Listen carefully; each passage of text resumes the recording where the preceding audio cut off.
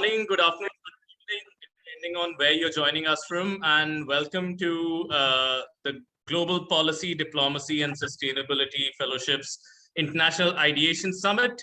Uh, the concept of International Ideation Summit is personally very interesting to me.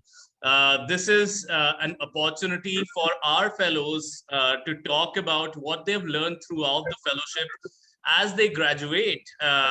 And their graduation is on this 31st, so not too far away.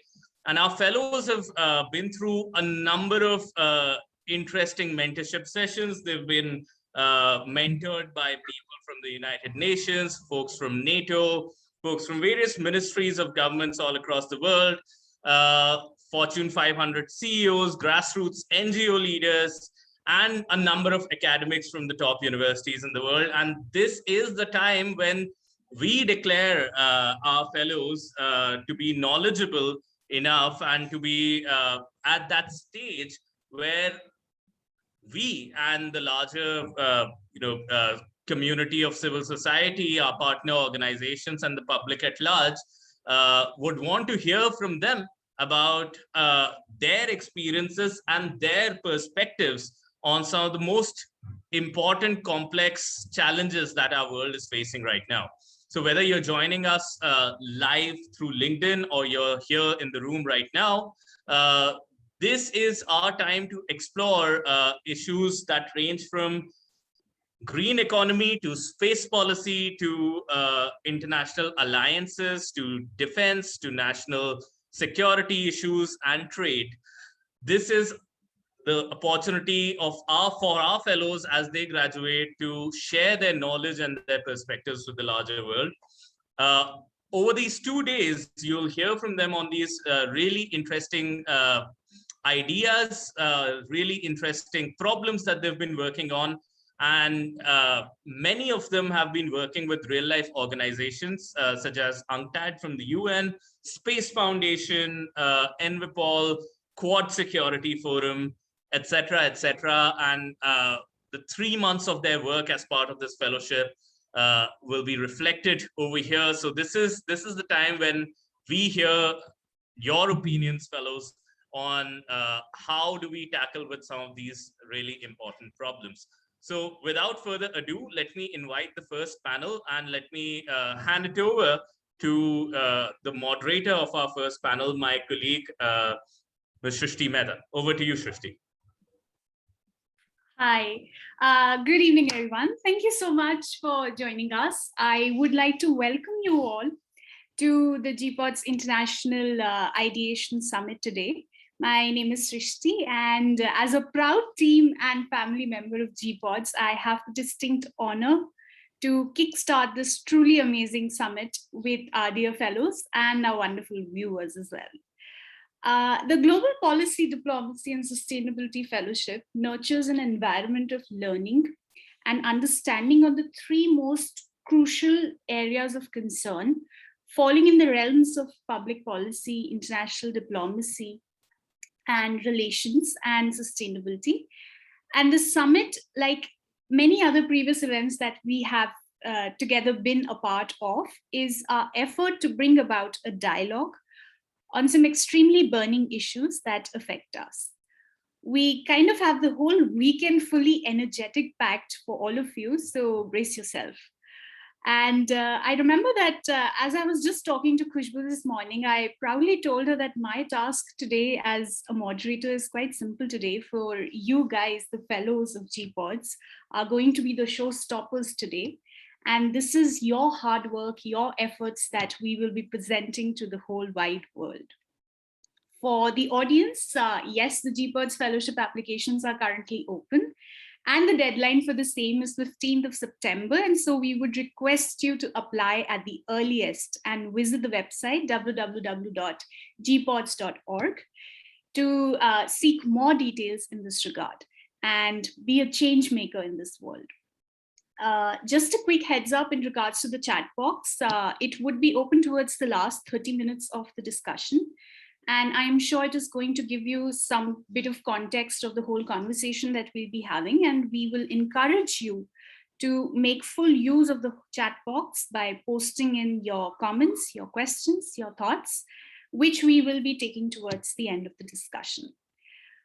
The topic of this Ideation Summit panel discussion is new economic models for sustainability post-COVID-19. It's the UNCTAD project. And we have with us a great panel of our GPODS fellows. And I would just take a moment to introduce them all. Rather, I should be giving them the moment and the chance to introduce themselves. We'll go one by one. Alif Azadi Tawfiq, please. You can just unmute yourself. Can you hear me? Yeah, loud and clear. Okay, so just for quick introductions, hi everyone. My name is Alif Tawfiq. Just call me Alif. I'm currently a research associate at JPOW Southeast Asia, working on financial inclusion. But before this, I was also a research consultant working at the World Resources Institute on land governance and land rights. So I hope everyone enjoys the session that we're going to hold today. Thank you so much, Alif. We have Khushbu Mehta next.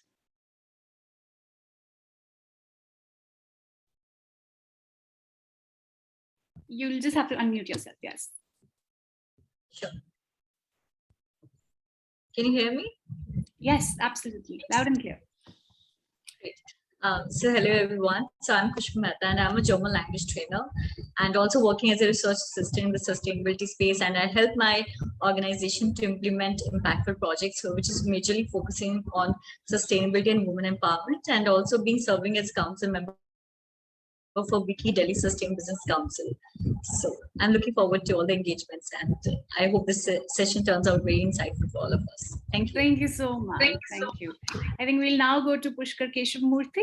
Pushkar? Thanks very much, Srishti. As my name looks in the Zoom, my name is Pushkar Keshavamurthy, and I'm an advocate practicing in Bangalore courts and tribunals, in specific in commercial litigation and arbitration.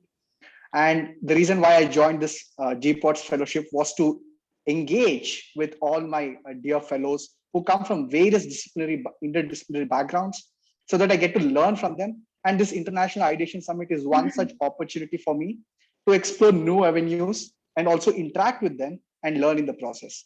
Looking forward to a great session. All right. Thank you so much, guys, for joining in. And I think it's a pleasure hosting you all. I think we'll directly now dive to the panel discussion. The governments, now we all know that the governments around the world, their first priorities in tackling the COVID-19 was to overcome the health emergency that we were all facing. And of course, to implement the rapid economic rescue measures, which the attention of which is now turning to preparing stimulus measures for triggering economic recovery. It is now that we realize that the post-COVID world looks very different to us than the pre-COVID world. We, as young policymakers and change makers of GPODS, have assumed this as a responsibility to seize this opportunity and to build back better, a green recovery. And we are going to discuss the urgency of these economic models of sustainability and brainstorm some potential steps that India can take. Let's just have a quick round of comments from each speaker where we can share our first thoughts and reflections on this topic. And I would like to go to Mr. Pushkar first. And I think we can just, if you can just unmute yourself and please present your first comments. Thanks, Srishti. Along with my colleagues at the UNCTAD Capstone Project, initially when we received this idea of we have to work on color-based economical models, we were wondering whether we'll be economists by the end of this fellowship. And to an extent, I must agree that we have learned major aspects of economics, though we never did an undergraduate degree in that. So the reason when I say this is because everyone had to go through the same crisis. It's not just that only one or two countries had to go through an economical depression, but it's a major phenomenon across the globe. So in this regard, the main project that we undertook was what were the color models that every country could adopt in encouraging every stakeholder in society to come up with a resilient recovery mechanism, which even Srishti was alluded to. In that regard, my color model was orange. Now, it might sound very crazy as to what is this orange. And the reason why I'm saying this is because even I'm confused. What would orange color model do when you have green, blue, which are very prevalent in the market? So there, I realized that orange is nothing but creative economy. And this is something that human capital and human resources are important to take care of. So in this regard, I was wondering whether there are any countries which have adopted this in the past. Then I realized that until 2015, there was no discussion on the creative economy. It was only recently, in 2019, that the United Nations General Assembly adopted that 2021, which is what we are now, as the International Year of Creative Economy. So we are here, and I'm here to start off with the first speaker on the orange model. This, as I said, relies on human capital and how do we inculcate international trade, domestic trade, labor, workforce, and all such allied concepts which relates to human management and human resources. So I'll be dwelling further in the main comments, but I would restrict myself to this and yield the floor to my other GPODS fellows. Thank you. Thank you. Thank you so much, PK, for that. And thank you so much for also providing a little glimpse of what this entire session would talk about. And speaking Alif's language, I think we're going to talk about the rainbow models out here today. And without any further ado, I think Alif, I'll now hand over to you so that then you can just place your first comments in this regard. Hi, thank you, Shristi, for that comment. You stole my rainbow economy statement, and yeah, throughout the project with the team, I think I referred to this kind of project over and over again as rainbow because there's just so many colors, and it's sometimes hard for us to keep track. What is purple? What is yellow? What is blue? What is green? There's just so many different things. But yeah, it was really interesting to see that there are disciplines who are focused specifically about certain sectors and trying to benefit those certain people. And like, for example, in Indonesia, blue economy, where I'm from, is a very common term that we talk about because we're such a big archipelago, and there's a lot of people who are fishermen, for example, who depend on the sea. And so it was interesting to see that this was like a worldwide phenomenon in which we're trying to see which countries would benefit more from certain economies, which kind of models would work for each one. Eventually, I did choose to focus on the green model, and I think it's focused on the climate crisis coming near and trying to think about what kind of infrastructure, what kind of energy system can help us grow, but also keep in line with the environment with something of interest. And I'm keeping up right now with kind of like in America, there's talks about the Green New Deal. In Europe, I think they also have similar kind of green plans. In Indonesia, we have one that's a low carbon economy. And so when we decided to look at India, I was like, okay, I want to see if India has some kind of blueprint or green print for a green model, a green economic plan. And so it seems like there are ideas, kind of disaggregated suggestions here or there in certain sectors, but India doesn't have kind of like a full throat, like comprehensive green economic plan. And so what I was looking was analyzing, what have people been saying, try to synthesize those different solutions. And I'm really looking forward to sharing with you guys some of the readings and some of the policies that maybe India could consider doing to implement a green model. Thank you. Thank you so much, Alif, for that. We will, of course, get back to you and seek more information in regards to the green model from you and, of course, from Khushbu, because Khushbu has, of course, provided me with a glimpse of her findings and the things that she's so passionate about to really share in this panel discussion with us. So over to you, Khushbu. Thanks, Srishti. So adding to what I guess Pushkar and Alif just said, I would just like to reiterate that when we mention about these color-based models, I think we can see the fact that at the end of the day, they're very much interconnected. So it's not just about specific blue or yellow for that matter, you will see that the green is very much linked with the blue economy. So, so that's I would like to mention that. Also, what I really found that when it comes to like in respect to COVID-19, I think it has very much become very important that we need more new economic models. Why I feel like that? Because if you look into the green economy, which is also known to be as care economy, it is basically focusing into the sustainable production and consumption modes.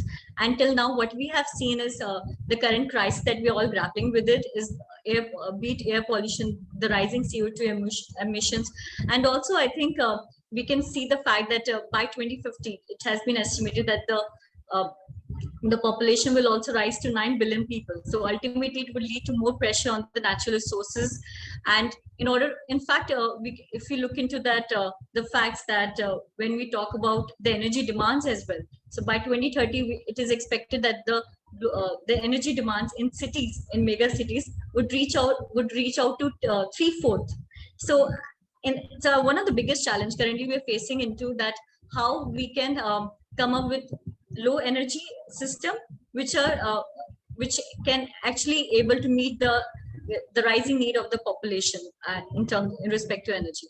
And also what I found that the waste, I think because of the changing consumption patterns, and also the urbanization has also led to a lot of uncontrollable amount of waste. And this existing linear economy model, which is based on take, make, and waste, is not going to be sustainable any longer, which has also make it this COVID has also make it more apparent. So given that fact, I think we need more a paradigm shift when it comes to the sustainable production and consumption. And specifically, if I talk about green economy, then we can think of, for example, ecotourism. We can think of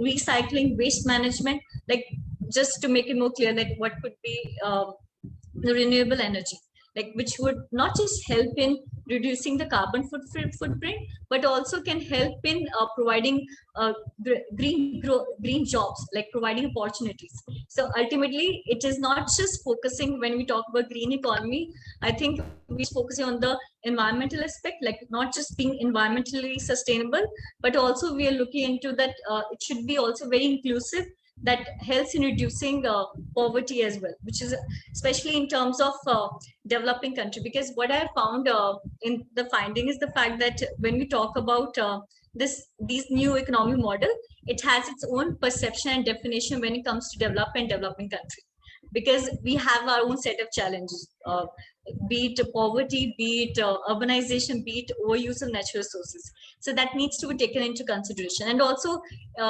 changing not changing, but making a transition towards these new economic models, we really need to have infrastructure, we need to have technology, so financing. So all these aspects need to be taken into consideration, but keeping that time frame in mind, definitely will go more into detail. So. Thank you so much, Khushbu. And I think you have highlighted some very important points out here. And I think you have highlighted the whole common thread that, the economy, the environment, and the society, the way they are woven together, and a degradation of any one of them would lead to degradation of all the other factors and all the other parameters as well. And I am sure that we are going to talk more about it in the later conversation. I am now, taking into account the opening comments from each of the panelists over here. I think we should just open it up to the three of you now, and basically just divide this whole panel and go about with it, where we can now begin off by understanding and discussing about the whole urgency of this new economic models post COVID-19 and what exactly they are. What are these new models? What are these new deals? Why does it matter to us? And I think most importantly, can we afford it or not? So I'm again going to just open it up to you and maybe begin off with Pushkar over here, considering you were the first speaker, and I'm sure that you're going to open the gateway for us. So, do you really think that this is something that we can afford? Well, thanks, Srishti, for opening it up, because when I say it may open a floodgate, and I may think that Alif wouldn't agree with me on this, but we've had multiple conversations on this as well, as to whether why do we need economical models now? Didn't we have all these models even before COVID-19? And the answer is yes, we did. But the point was it effective enough? Was it useful enough? And if we still had those models in place, how many countries were using these models? Now, when we talk about developed countries, developing countries, and underdeveloped countries, many countries don't have such detailed economical models. They just have few ministries in their government who take care of few aspects of economy. You will have Ministry of Finance or Ministry of healthcare, and only few ministries who are very keen on budgeting. Not many economical models or not many countries will have all of this.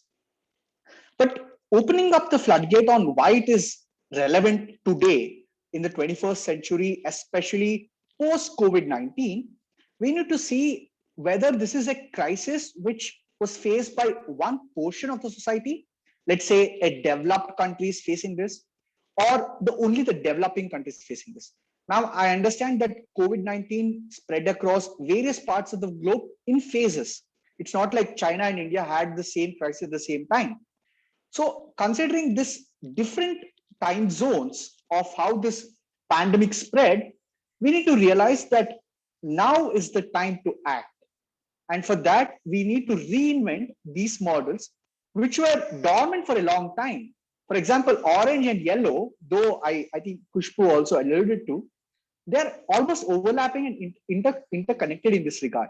So therefore, if we see these two models, which relies on human capital and innovation, everyone was stuck at home during the COVID. So some of them passed away, some of them had injuries, mental well-being was not taken care of, many suffered, but some of them were still at home, not knowing what to do next. So what do we have now? We have abundant human resource, but we don't have job to do. Even if you have work from home, you have plenty of time at your disposal. So this gives you an option to explore various avenues. I'll just give you a small example. This was running on Instagram thread. Many people they also became self-proclaimed, influencers. They had dieting process. They had various cuisines to try out. I think the Dalgona coffee was something that came out in the middle of the pandemic. At least I didn't know before that.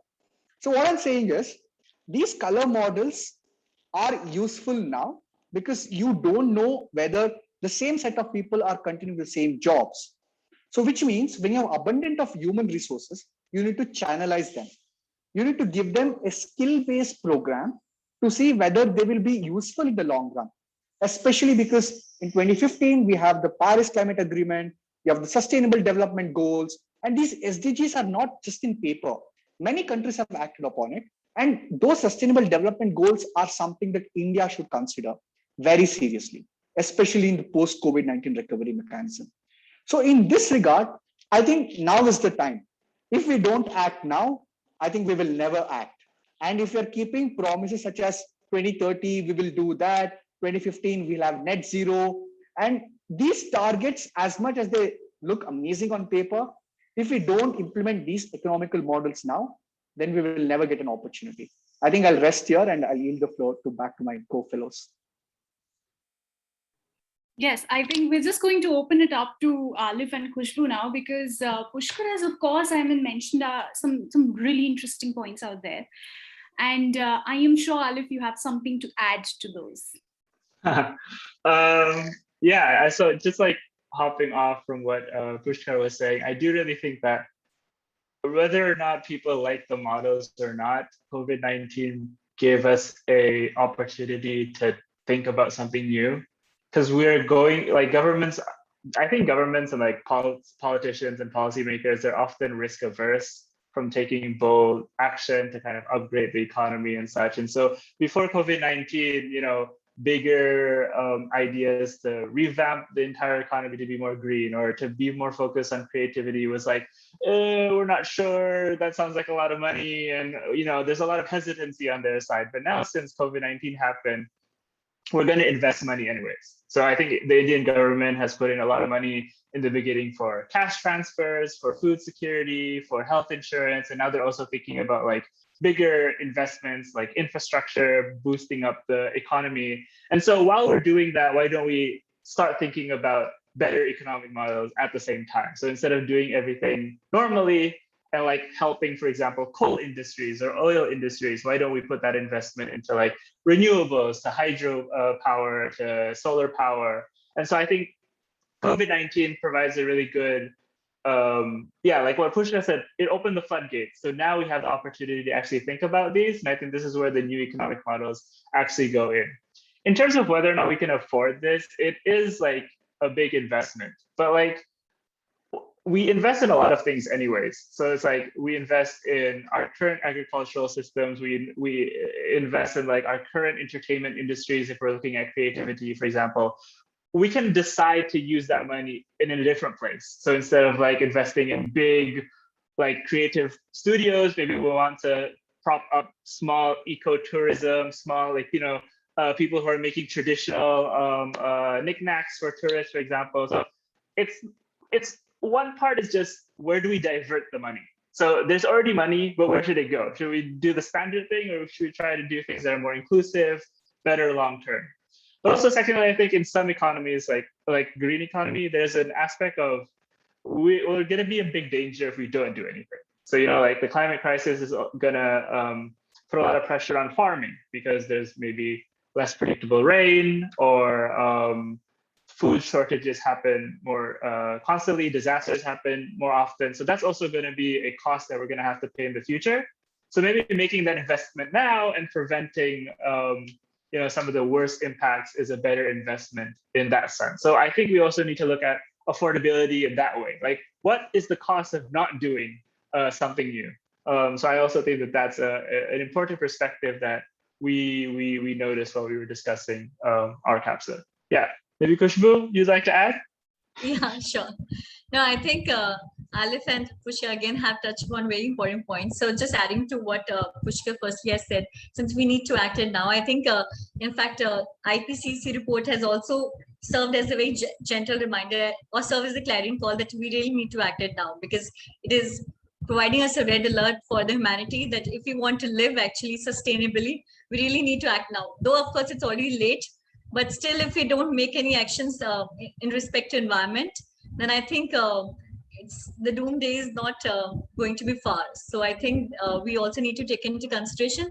And also, like Alif has also mentioned about the affordability. Even in fact, if we think of the cost when it comes to environmental degradation and also the frequent natural disasters, especially in India, which has been happening in terms of cyclone or floods, unfortunately, we keep on seeing in the media. I think we also need to see that these costs are much more immense than compared to if we don't adopt these economic models. So I think if you look into the investment, I think we need to see rather than seeing as a cost, if we see it as an investment, it's going to really help us in the long run. Because I think, like I mentioned earlier, we need to think in respect to not just environmental sustainability, but also it should bring social inclusiveness aspect as well.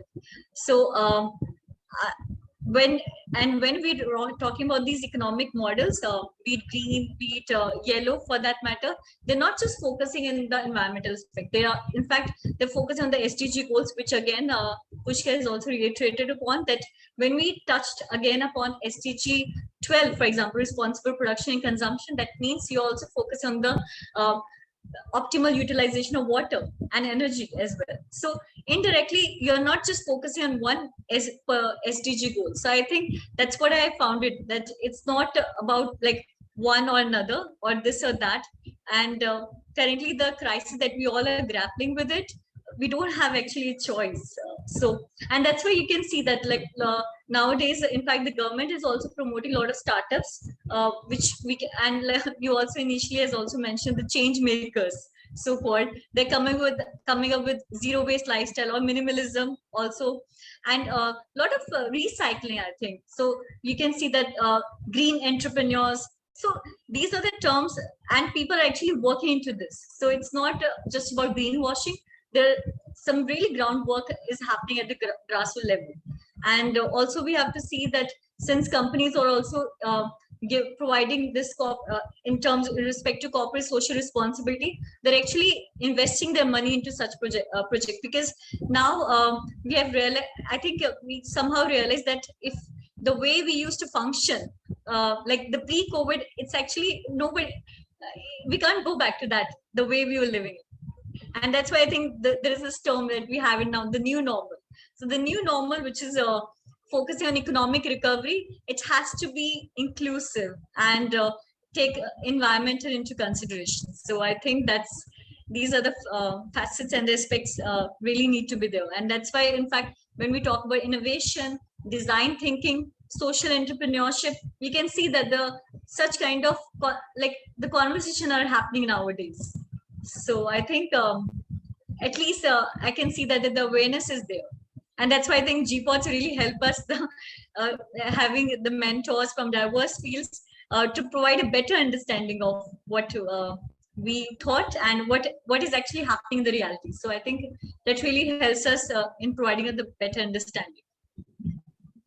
Thank you so much, Khushbu. I mean, you did highlight some very important points out there, and I think we will be weaving them through point by point in some time. And thank you so much for bragging about GPODS as well. I think we do love a little brag here and there in some form or the other, so thank you so much. I did see a little smile on Pushkar while Khushbu just mentioned some particular point, and I'm very curious to know which point and what he has to rebut with. You can go ahead now, Pushkar.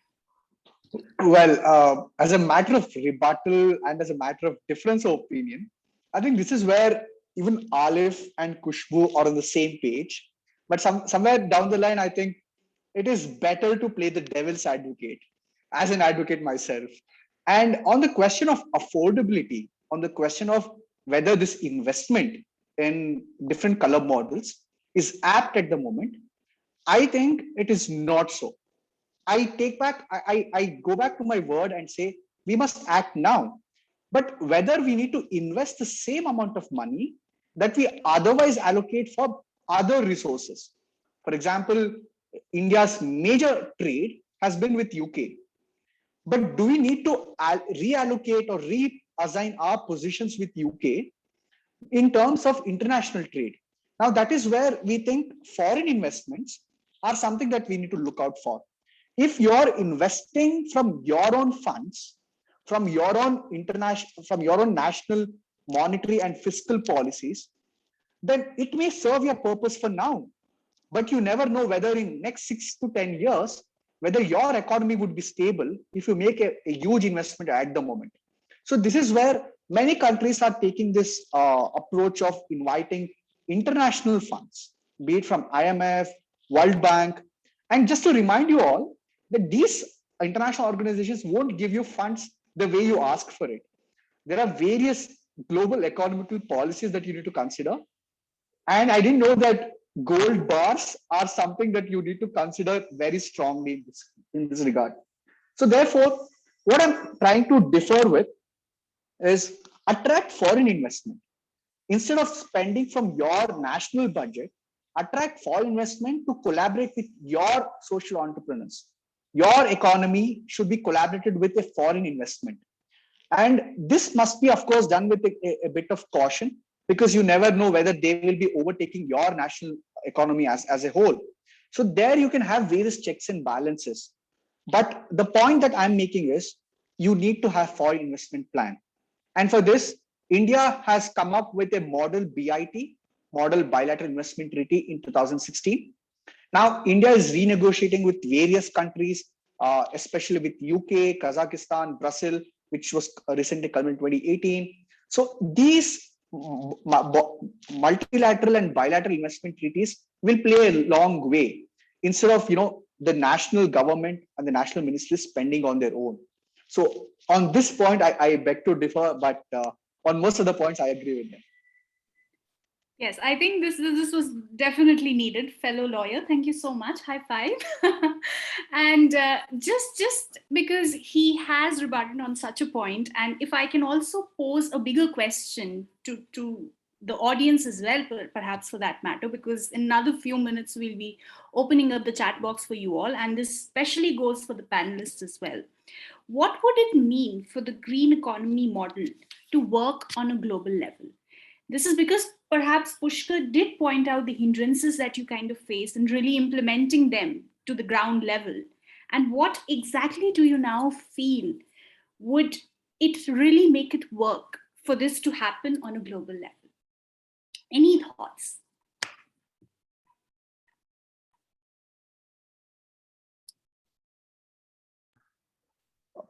Perhaps I could start and invite Alif and Kushbu on that as well. Yeah. Now, I understand that your primary question focused on the green model, or at least the green economical deal. But if we take a step back and see whether India has had any green policy in the first place, and was it only on paper? Because you have the Ministry of Forest and Environmental, which takes care of all aspects of it. You also have Ministry of Non-Renewable Energy, which is a separate department altogether. You also have Ministry of Coal and Natural Resources. Now, the reason why I'm giving these ministries names is because they themselves differ on so many aspects. The Ministry of Coal, especially its joint secretary, would never agree with someone who's pro-environment, because there you're giving coal subsidies and calling it eco-friendly. On the other hand, you're not really giving environmental clearances.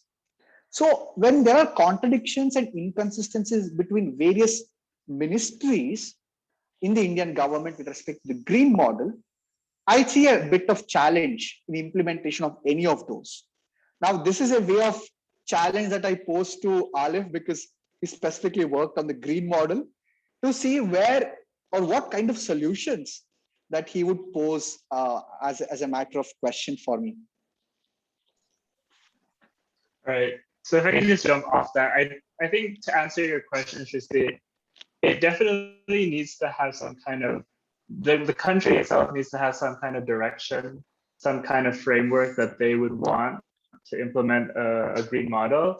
And that can't just be pushed, or it can't come from the international community predominantly. So I think like the European countries, I think, have this kind of policy to encourage other countries through their investments to have more sustainable or green kind of investments, to renewables, to lower fossil fuel. But if the host country itself doesn't really believe in that or isn't on board with that, not only will it find resistance, but I think like it won't be really integrated. You won't really have the kind of transition to a greener economy, a full one, an integrated one, maybe not just from the energy, but then talking about cities, talking about electrified vehicles, talking about agriculture. That kind of integration doesn't happen. So it needs to start from within, and then the international community support. So like what Pushkar said, I think definitely foreign direct investment is something that every country, including India, will need to be open to. But then like the Indian government, for example, could provide certain kind of tax incentives or guarantees, or kind of nudging foreign investments to green sectors, to certain initiatives that they think are most important. I think that the international community can definitely help in terms of sharing technology. I think you know, a lot of the technology might be coming from more developed countries, but then we need to know how to build that, for example, maybe in India. And then so India can be like a world leader in exporting you know, green tech and green machinery, for example. So that's definitely also an opportunity. So we were talking about how, you know, we need to do this. And I also think it's like a good economic investment, you know, for the international community to have a global supply chain that is, you know, thinking about green economy, because we have such great infrastructure for fossil fuels, like oil, how it gets transported from like the Middle East to every country, and then petroleum turns into all these products and gets shipped to all the country. It's so efficient, and we need to kind of build that for kind of the more friendly renewable side, and so that will require international cooperation. But yeah, I think what I wanted to say was that it needs to come from within. Like the government needs to have some kind of clarity what they want to do, because then the international aid or assistance isn't going to be really helpful or really clear. Maybe Kushbu, you want to add to that? Yeah. So I just want to add in here, like, of course, there could be, like you rightly said, Pushkar, that there might be conflict between, because we have different set of ministry. And that's why I'm using the word transition. Like, it's not going to be, like, currently, of course, like our energy demands are met through fossil fuels only. So it is not realistic or not possible that all of a sudden it will be saying that our energy should be met by renewables in that sense. So I totally believe that. I think what we really need to consider that, since we are thinking in terms of transition aspect, it has to go. It would take time. Firstly, I just believe that, and secondly, in terms of green investment, technology, and trade, green technologies, I think trade can play a very important role. And also, since Alif has also reiterated the fact that I think it would also allow developed countries to invest in developing countries. So, which again, that would provide them immense opportunity in terms of the global supply chain, which unfortunately really got disrupted when it comes to COVID, during COVID-19, and because of this nationwide lockdown, which keeps on happening. So I think we also need to take into that outlook that firstly, what we need when we think of this new economic model is, first of all, the international cooperation, because it is very much needed, because we have emerging economies or developing countries has its own set of struggles and challenges. So and also secondly, I feel like the multi-stakeholder approach is also very much needed. Like, we can't just rely on the government aspect. The government, the civic society organization, and consumers, private sector, corporate society, corporate partnerships, all are needed to make that change happen, or to make that paradigm shift when it, the way we are operating our businesses, the way we are dealing with this existing current model. So I think this multi-stakeholder approach and of course international cooperation can really play a major role when it comes to this new economic model. Because anyhow, we can't, like you just also mentioned, that we don't can invest or have enough funds. We also have to look upon other aspects as well. Of course, though, poverty is also considered to be as the major cause and consequence of environmental degradation. But I also believe that we need to also, I think, bring that awareness and advocacy. I think the very first step needs to be there when it comes to bring any sort of change or any sort of paradigm shift. I think we really need to focus into the awareness aspect, so that people should get to know that what we're really trying to achieve. And it should, so that the public participation, the capacity building, I think these things capacity building programs, in fact, are very much needed. Like, even if you are introducing renewables, and I just in fact, before this session, I just happened to read the paper. So it was estimated, according to like by the year 2030, it was estimated like in India there could be 3 million jobs in renewables. So I think the narrative has to be changed. Like, this is not something, rather than seeing it from a very resistance perspective, that how like we are going to manage that, how we are going to create green growth. We also have to see that, for example, like recently we have seen that single-use plastic, again, the government has mentioned it's going to ban. So I think how it is going, so if you're not using single-use plastic, what could other opportunity can also be created for to improve the well-being of the poor and the marginalized section of the society. So I think we need to also see from the social aspect as well. And yeah, and of course, multi-stakeholder approach is very much needed to make that transition happen successfully. Thank you so much for those reflections, Khushbu. I think the numbers that you shared with us, they are of course very scaring at this moment. And thank you so much for bringing that into the light as well, into this conversation as well, so that we can just draw some eyes on that aspect also. I do understand, and we do completely understand, that you come from an educational background and a teaching background. So you do know the emphasis and the significance that public participation and these awareness and advocacy programs would hold, because you do know that they are going to go down to areas that we do not see with our eyes. So thank you so much for really bringing that out here. I do see Alif's hand raised at this moment. So Alif, over to you. Yeah, I just wanted to add a little bit from something that Khushbu was talking before we go to another topic. So I really do think that when looking at these new economic models, we should really put a premium on it being inclusive. And I think we should be talking about multi-stakeholder partnerships and trying to reach other people is definitely the path that we need to go.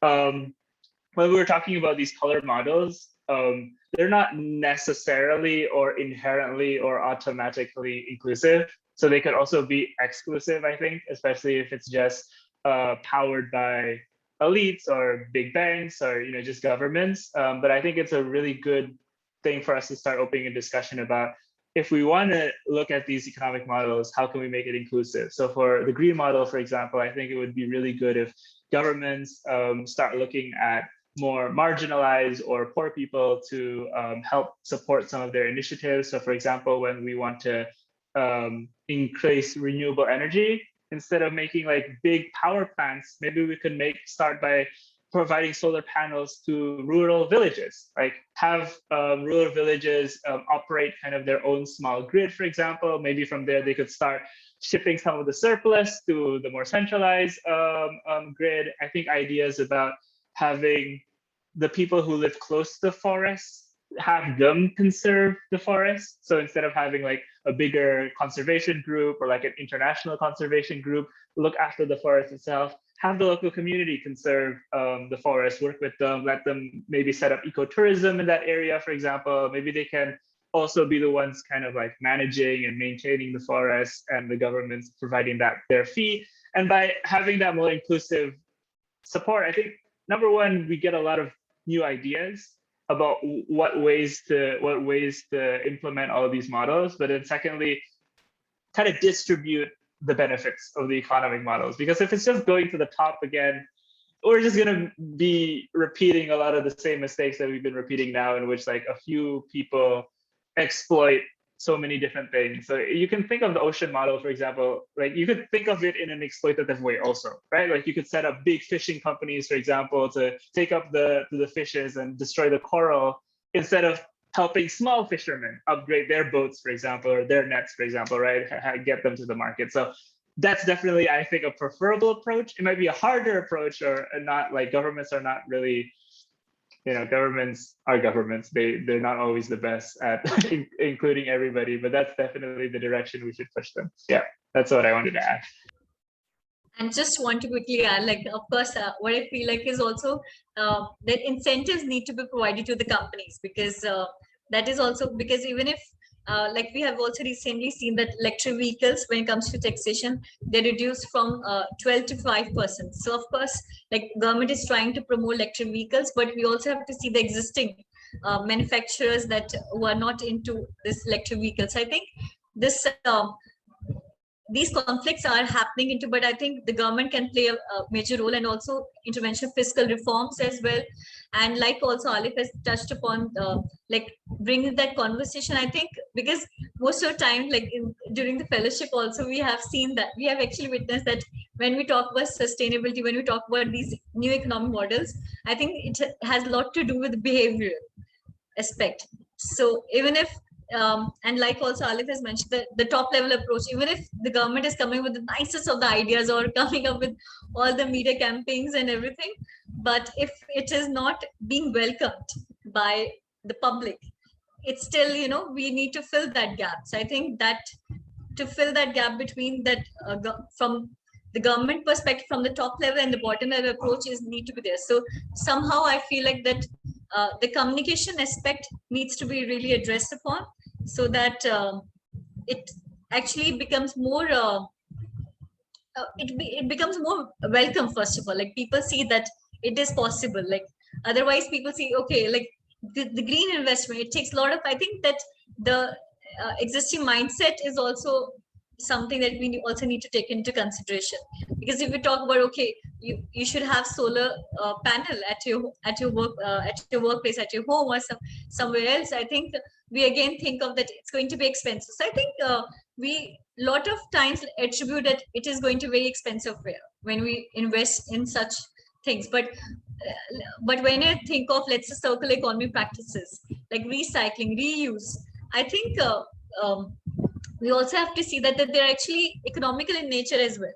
So it's not just, I think, so these kind of conversations are very much needed, that it is actually not expensive, or it doesn't going to burn a hole in your pocket kind of thing. So this is something that I just want to say.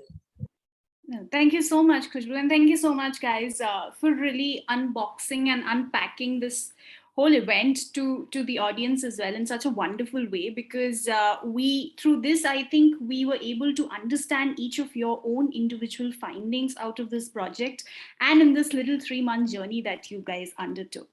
I do see that our wonderful colleague Aditi has posted about the GPODS fellowship. So that also indicates to us that the chat box is open for you guys. And so we would encourage you, the audience, to start posting in your questions, your thoughts, make it as lively as you can, because the whole idea of this conversation is not just to ideate and not just allow the fellows to ideate, but it's also the audience who has to really take up the step in making this possible.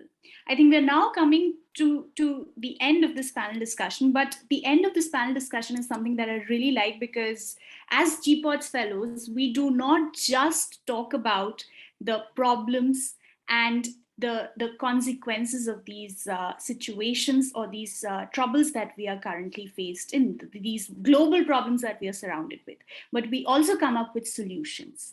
And therefore, this venture now would be to really talk about the potential steps that India can take, or perhaps for that matter, any other country could take.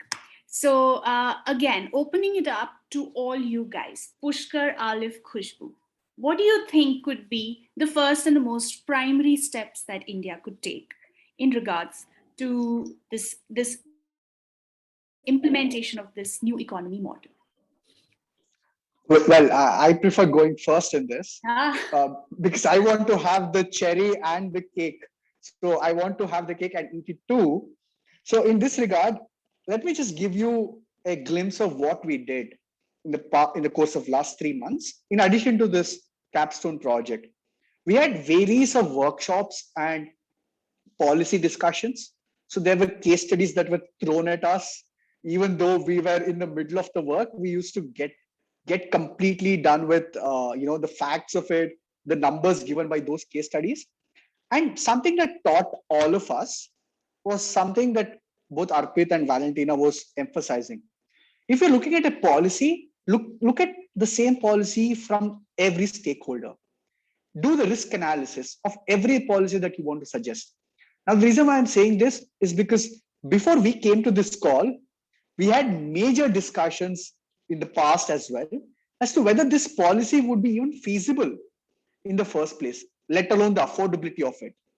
So in this regard, we considered whether these policies are something that every government can take in, for example, the state governments, or something that, as what even Khushbu was talking about, the other stakeholders, be it the civic society organizations or the general public at large. How do you convince a behavioral pattern to be changed overnight only because you're proposing a fancy color model, right? So this is something that we have considered in depth. And based on my analysis, this is where I consider that intersection of all these models is very useful. The moment we disintegrate these models, I think the essence is lost. As much as we are identifying these models, let's collaborate with each model. For example, Khushbu was talking about how social entrepreneurship, green entrepreneurship should be encouraged. And what Alif was talking was, give them tax incentives, give them tax breaks, so that you're inviting people to collaborate and make the process efficient. So here comes the orange model picture. You're inviting people, you're using the capital resources, the human resources, and you're delivering a product. Now, this is something that even non-governmental organizations can do and rather should do, because the more you rely on the government to do so, you may expect less outcome. Perhaps if the common public as a whole takes such initiatives and the government will supplement it with such encouraging measures such as tax incentives. In this regard, we can also look at what Make in India is doing. Make in India is an initiative by the current government in India, which came out in 2014, and it has come up with various proposals as to make how India can develop its skill-based programs. So you're inviting your human capital to be trained, get foreign training as well, if at all they do require in certain technical aspects, deliver and make the product in India, which could be then used both in India and also abroad. Now, in this process, you're having both inward capital investment and also outward capital investment. It may sound too economics, too different, but it's very simple. You're using your product and giving it to both your country and to the other country. So this is something that will develop not only, and this could be used as a short-term recommendation, because we are right now facing a crisis. It could be, we recently faced a crisis on shortage of beds, shortage of masks. So these simple things could be taken care and then move forward. What can we do in the medium phase? So how do we develop various color models? For example, purple, that is something that we considerably missed. But let me just take a deviation there. You are empowering women of the society. You are inviting them to be on the same page as what the other gender is. You're having a multi-stakeholder process. When you're collaborating with everyone, you get innovative ideas. When you're sticking to male, pale, stale, then your ideas will be the same thing. Now, I say this with utmost caution because the various meetings that we have had with other members of the group, there are many times when Kushpos challenged me and said, what you've said is absolutely rubbish. So this is where you need innovative thoughts. And when you're giving women entrepreneurship a priority, then you're not only taking care of the medium and large scale industries, but also the small scale industries. Here you can consider the rural sector of the women as well, who will be predominantly based on either craft or simple implements or agriculture. So in this way, we can intersect all these models and come up with a better solution in the long run as well. So I rest here. Yeah, thank you. Thank you so much for that, Pushkar. We do have a specific question lined up for you, which we'll be taking, I think, in another few minutes. Khushbu, over to you. Yeah, thank you so much, Srishti. So I just already I stressed upon the multi-stakeholder approach, and also I think Pushkar just took me to the initial days that where we had this PES analysis, SWOT analysis. So definitely, I think if I think of if I can or take into consideration the multi-stakeholder approach, we need to firstly have this stakeholder analysis there, and who involved in that particular in that model and in that project as well. So that is something that we really need to think it across, that it is not just, we cannot just go with one direction. So I think that also involves systemic thinking, but I just don't want to get into this, keeping the time frame we have it. But also I just found that when we talk about the solutions, like I strongly advocate for the gender equality and the women rights. So I just found that when you talk about circular economy, waste management, we generally found that the women are generally employed in the informal sector, especially when it comes to this fashion industry, because they are the major source of employment for them. So I think the circular fashion and also the waste management, in fact, the waste collectors are majorly women in that sense. So I think if we think in that aspect as well, that more and more women should be encouraged because of the circularity of the behavior. So you can see that because since green economy touched upon responsible production and consumption, you will also see that the way waste is being produced by men and women, or the impact, it also varies from that. So the gender also plays a very important role when it comes to waste generation or consumption, or producing goods and services. So that's something that we also need to take into consideration. So I think more women should be encouraged, and that's why we must have seen that a lot of SMEs, women like Niti Aayog is also coming up with women entrepreneurs, encouraging more and more women to come up with their own initiatives, providing them funding in that sense. So I think that's something we can look upon. And also it just reminds me, because I just found that also that that in this National Skill Development Mission, we have this program for green jobs. So the government also initiated in the year 2015 to promote green jobs and to provide necessary skills. and especially in the areas of manufacturing, that is renewables, and also climate change. So that is urban farming and all. But what I really found that that the idea is great, that you're coming with this platform, but at the implementation level we don't see much of thing happening. So in that scenario, I think what I feel like what I strongly believe, that more and more life skills are needed, like the value added skill training are needed, because if you want, like, the waste management, the dry waste need to be managed well, I think. And generally these people are employed in an informal sector or in an unorganized sector. They need to be provided with the value added training as well, to make that more effective.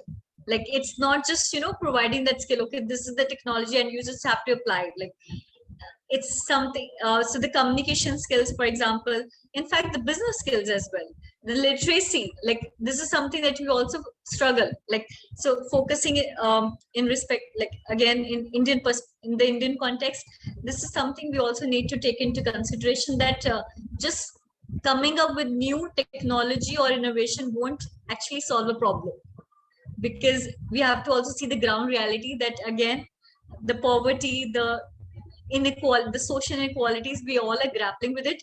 It needs to find its own way. So in fact, I had an interesting conversation with someone that even if you want to come up with a waste collector with some innovation, the recycling technology, then what would happen to those women, like, if this technology would come up?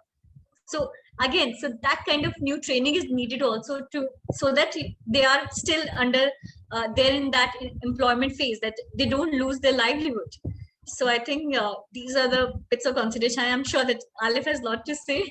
So I'm just I think that is exactly what's going on in my mind, that Alif has a lot to say at this moment in this regard. But thank you so much, Khushbu. I mean, I'm truly inspired by the fact that wherever we do happen to talk about women and leadership and education, I think it's something that really interests me, something that I am personally equally passionate as you are, and therefore I could totally just relate to each and every point that you just shared with us.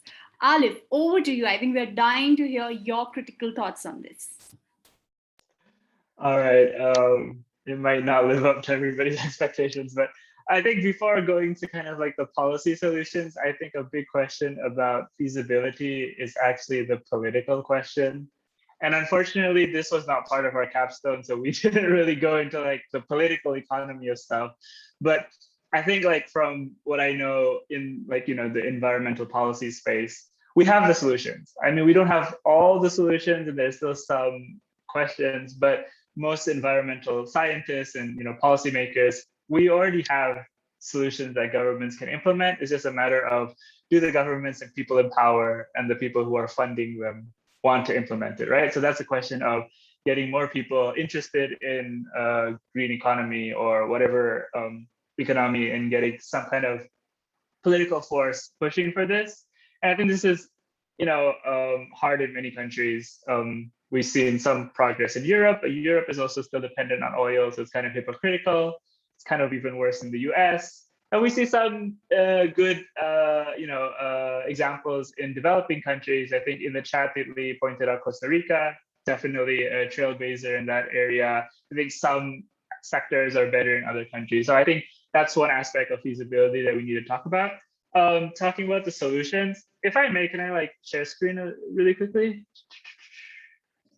Is that okay? Definitely. Go ahead. Right. So jumping into something that Pushkar was talking about transitioning the I guess here is green recovery, but I guess it could work for any kind of economic model. And I took this from a report from Niti Aayog and Rocky Mountain Institute. So they said that any kind of stimulus that the government wants to put for green recovery could follow this kind of model, in which after COVID, first we start stimulating and fixing kind of the key sectors and industries that we need right now. So that's definitely kind of like the health infrastructure, kind of rebooting the economy, get people back to work. But then after 6 or 18 months, if we're really serious about it, we can start thinking about select industries or some companies, for example, in some areas that we want to try to test new methods, new technologies, for example, or kind of new policies. Try to see what does it look like if we do a small group. So let's evaluate, let's test the impacts of those ideas, and then if some of them are potential, then let's scale it to more areas. Maybe in India, because we have state and then federal. So start with the state governments, and then if one of the contexts is good, this may be a model for many other state governments. And then after 18 months, we really think about putting a lot of incentives into the solutions that work, really getting as many people on board, scaling it everywhere. And so I think this is a really good way of looking at transition. So it's not just abrupt. It can't definitely just happen overnight, but we can start with fixing what we have, and then, where can we nudge it to a better direction? And I think from what I was reading, India's kind of getting a mixed kind of rating in terms of how it's going with the climate. So there's a paper by Bayer and van der Mosten, and they looked at how the COVID-19 recovery stimulus plans were contributing to climate and environment. So how much is a negative contribution? How much is a positive contribution? So India has been making a lot of investments in areas that are related to climate and environment, but the majority of it is actually negative contribution. So some of that contribution is because there's been a lot of subsidies and stimulus back into coal production, coal distribution, coal transportation, for example. And they're the ones that are getting the biggest chunk of the recovery stimulus from the government. There's also increased buying of oil as a reserve, and environmental impact assessments have been kind of downgraded. So overall, the stimulus has a negative impact. There are some contributions to the environment. So renewable energy seems to be a very big thing that the Indian government is focusing on, and electric vehicles, number 3, is also something that's a very good sign. And the second one was an afforestation program. So that's just working with local communities to kind of conserve existing forests or to build them back up and nurture their ecosystem. So I think more can be done. And so another study by Shankar and Avni, and I think this was with the Terry Institute. Here's some of the policy recommendations that don't require direct investments. So this is just policy changes that doesn't require a lot of money, but could create kind of investments in the economy. So number one, they, in terms of transportation, they recommended getting a rebate, tax rebate for people who buy electric vehicles for the first time and to scrap their old vehicles, for example. They said that all new buses from bus companies should be required to be all electric because it's actually much more affordable in the long run. So it doesn't really make sense for bus companies not to do this. So it said they just require the nudge to do that. And then government travel should also be as much as possible based on electric cars. And so a conservative estimate, they said that this will actually, it's the same as putting $21 million per year into transportation. But the government isn't actually putting money. It's just, this is just regulations that they could change, but could create this benefit. And this is kind of the economic model. You guys can look into if you're really interested in the technical modeling, you can definitely read their paper. The second one was agricultural waste. So the idea is, and this was very interesting. So in India, a lot of crop is actually wasted, and a lot of it is burnt. And I think that causes a lot of smog also in New Delhi, I heard in the news. So we can tackle that environmental and health problem and create economic growth by having the government buy some of the crop residue that can be created into these biomass pellets. And these pellets can then be used in substitute of coal to create electricity in power plants. And the way that the government can do this is to buy it from distributors who collect it from the farmers, and then sell it at a fixed price to energy providers. And so they're not actually adding money, they're just an intermediary.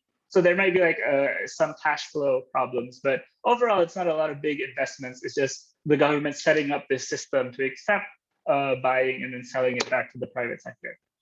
Similar for animal waste, and because we're running out of time, I actually want to talk about rural electricity. So this was really interesting because is actually a new form of energy that this is where solar energy is really different from other kind of energy. So like coal requires like big factories, right? You need to like make a land, build the factory, for example, or hydropower requires like a river or a water source, for example. But solar panels, I mean, you can put them anywhere. You can put it in houses, you can put it, and it can be very decentralized, right? So the idea is a lot of rural villages in India still lack electricity. So let's put solar panels there so that they can use that electricity. But to make this economically viable, connect this to the central grid. So if there's a surplus of energy created by that solar panel, that can be sent to the central grid, and the central grid will buy that energy and then distribute it again to the rest of the society, right? So then if the rural community partners with an investor, they can share that profit. So they share the profit of that money being sent to the central grid and then selling it out to a lot of people. And so the government is just encouraging this, maybe by credit or by kind of forcing the electric companies to consider this model to go buy from rural villages. And that also has a $1 million savings per year. So I think that was interesting because you can't do that. You can't open a coal plant for rural villages, right? That's unrealistic, but solar energy is really possible. And then the last one was credit guarantees for SMEs to upgrade their factories, their tractors, their little shops, things, for example. So maybe they can loan from many financing companies, and if any of them default, the government would guarantee it. So that will require a little bit of money from the government side, but it shouldn't be too big in comparison to direct investments. So those are some of the findings that I had during this project. I must say that those are very constructive findings that you have just collated and presented towards the end of this panel discussion, and it's just dropped like a bomb on all of us. So it's wonderful. Thank you so much, Alif, for really putting that much of effort in not just creating these slides and presenting to us, but I think these are just very, very constructive suggestions that you had just posted. We do have a question, and I think it's exclusively been lined up for Pushkar. So Pushkar, if we can just quickly address this question, which has been posed by Tiffany. She's asking, what are the thoughts on India adopting a similar approach to that of Costa Rica, where Carlos Manuel Rodriguez is the environment and energy minister, and therefore there is not conflict of interest in terms of a sustainable future. The country has also diluted their defense system and redistributed those funds in a greener way. How do you see this playing out in India, if ever? Well, thank you very much, Titli. In fact, I see where she's going with this, because when Mr. Carlos was with us, he explained why the entire country as a whole is supportive such a mission. And you need that stimulus from the common person as well. It's not just the government taking a measure and the common people adopting to it. You need to have a symbiotic relationship where you're creating an awareness among the people and you're inviting the government for the same project. So here, let's look at India. Indian geographical location always mandates you need to have a security cover, be it the northeast or up north, or even to an extent, even the western part of India. We had the Mumbai attacks and no one foresaw that. And now if you see the coastal, the China is having an extensive so-called Belt and Road Initiative, which would definitely pose a lot of security threat. So the short answer to your question is, we cannot be done away with the military or the security cover. But I get your point. When you're spending so much of money in military budgeting, I think we could rather reallocate some of the funds, especially on funds on maintenance of vehicles, which I think is a lot of money, which they never use them unless there is a huge expenditure. So maybe on some aspects we could save money there. And the whole aspect is, how do you convince the government? And this is where I think GPODS and such organizations will take a big role, because you're creating awareness amongst various fellows who come from various backgrounds. they go back to their old organization or old workplace, they will communicate all these things. So it's a chain reaction. It's nothing but COVID-19. We are the major spreaders of policy and decision making. So I think this is one way where we could reach out to the government, write letters, something that we never do. Write letters to your MLAs and MPs. Ask them to raise these questions.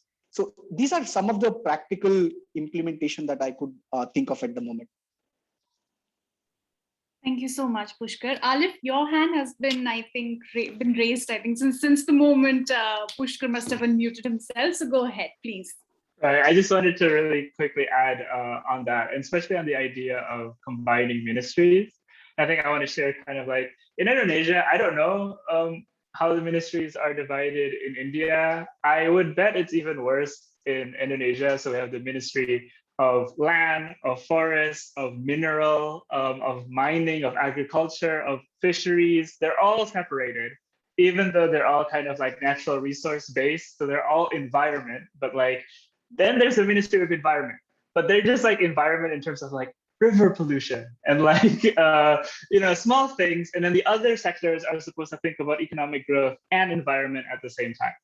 I really do think like, so the benefit of having all these ministries under one is if you had like an environmentally conscious minister, then it would be environmentally friendly, right? But then if you have like a non-environmentally friendly minister, what happens is they have to balance the environment and like polluting economic activities. They might just sacrifice all the environment. They might like cut all the environmental standards, for example, and focus about economic development. So I think there's like it's more efficient if it was in one minister, but whether or not it's going to be pro-environment really depends again about the politics. So if we can get a cabinet minister that's thinking about environment, that would, there's so many efficient environmental policies that we could implement. So I think it goes back to politics and not really the structure.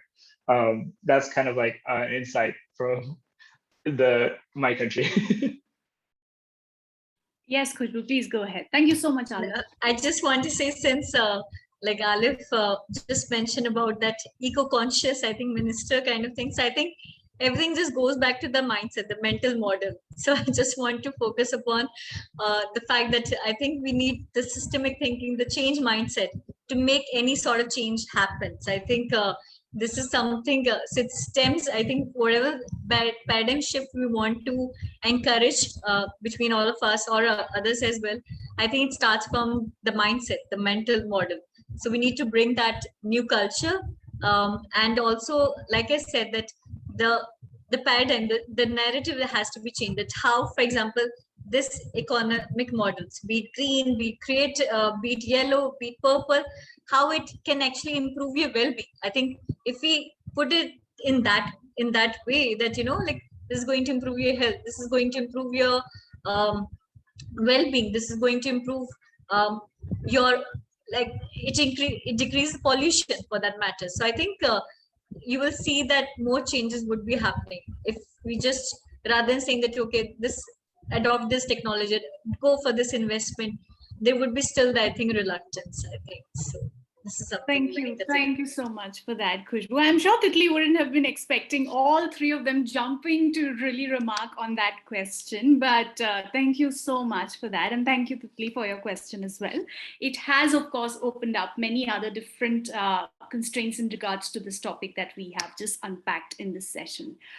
With this, I do see that we have gone a little overboard the time frame that we have been allotted to really present this thing. But I am glad that it was all so fruitful, because we were just able to unpack it in such a way, come up with multiple solutions ranging from here and there, everything.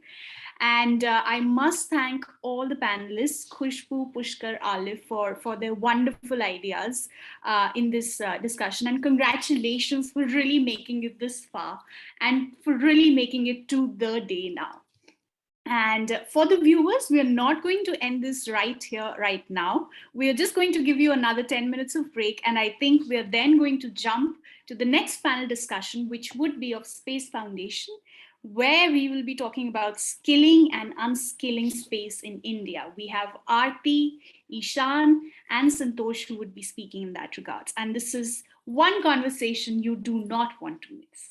So brace yourself, just take a little coffee break perhaps, because it is coffee time at the moment in India. And thank you so much for staying here. And we hope that you enjoyed and you found this session to be extremely fruitful. Thank you so much once again. Thanks again. Thank you, Thank everyone. you so Thank you, much GPODS. for this opportunity. Yes, we do have to announce another important thing for the audience, that we will be playing a short video that would just entail something more about what the whole GPODS fellowship is all about. So over to you, Aditi.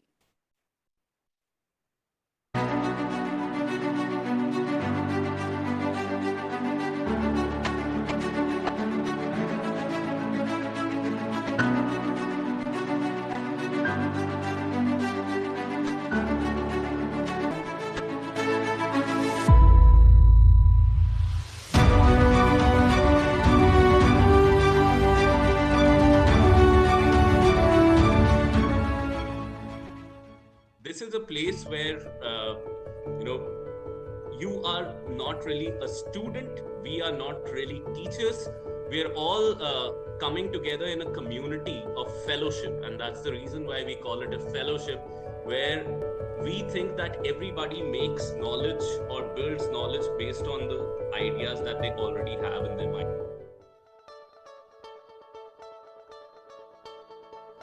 Problem is greenhouse gas emissions that affect the temperature of the climate. You have to go back to the basics each time you feel you run into an ambiguous situation.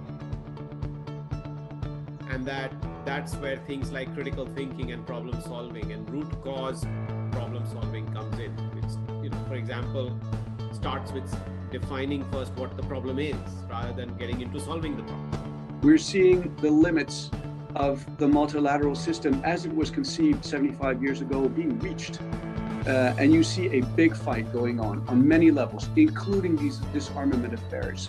On, let's say, I always say it's basically 3 levels that we see fights going on here in the UN, including on disarmament affairs.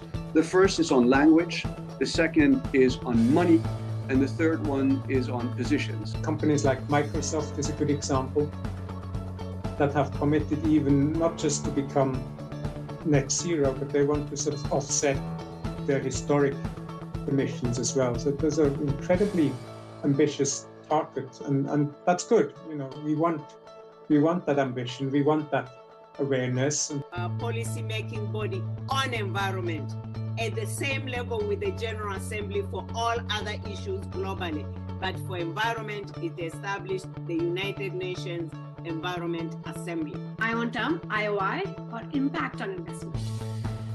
So that's essentially what this, your management really should all be about. You're trying to maximize the impact on investment. The fact that the G7 came together and pledged an additional 1 billion doses of the COVID vaccine next year on top of the 1 billion that's already been promised.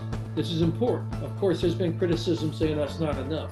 Well, of course it's not enough, but still, that's 1 billion. You might define it as coordinated and synchronized action that often deliberately targets democratic states and institutions. As an international relations and diplomacy, it often is very important, to be heard, to be able to state your case and your position. Whether you get it in the end is a different story, but in order, you have to be transparent, you have to be inclusive. And that was something that Copenhagen was not. As you perhaps know, there were like backdoor negotiations, but Paris was very, very open, very inclusive. Every year I went to the NASCOM annual conference. Fantastic. You met people who were thinking out of the line, out of the box. This is not a small box, but a huge box and so forth. It shows that India has a capacity to develop a global industry that can service the whole world, the whole corporate world. New technologies are emerging and being developed at a faster pace than ever. So I do think that we are going to need to do a kind of a bigger job than we are doing today in a way to get new kinds of arms control in a broad sense work on, to discuss about the role of these. Science of attribution, of being able to say, you know, has changed so much that now you are able to look at the probability of events happening and the link to climate change, the link to fossil fuels. We're seeing incredible things happening in courts these days.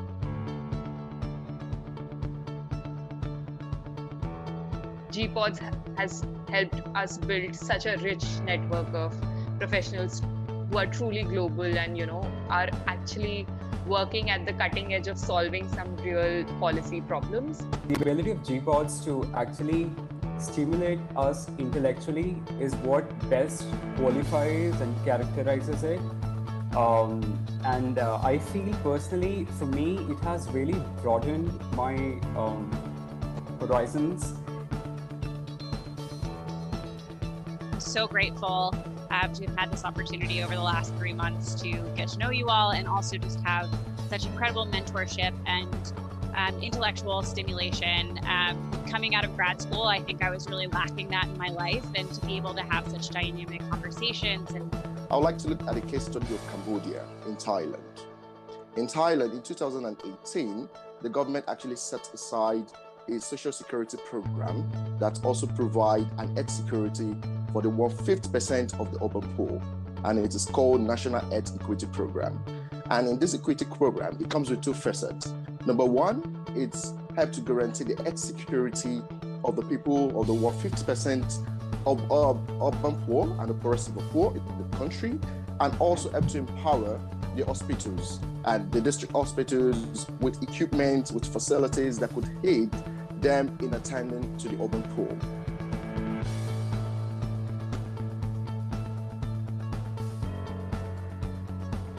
As I said, Venezuelan migrant women, and they are caught in between a situation where their original healthcare system of their home country is not adequate to meet the needs and expectations of COVID-19. So they historically have been migrants to neighboring countries such as Colombia, but because of the restrictions on equal access to healthcare as well as other universal human rights in Colombia, it becomes a precarious situation for these migrant women who are looking for safe jobs, who are trying to avoid gender-based violence, which unfortunately is very frequently occurring over there, on top of not having that healthcare access, and are actually in most cases forced to return home to Venezuela. And during this pandemic, it's not good. And generally, it was an amazing experience, because I would say I've come from a totally quantitative background, and this program has given my mind some great wings, because I've met mentors from different walks of life and transcending many different avenues of human endeavor. So in that sense, I would say it's total diversification, and very, very thankful to GPODS and to the fellow mates.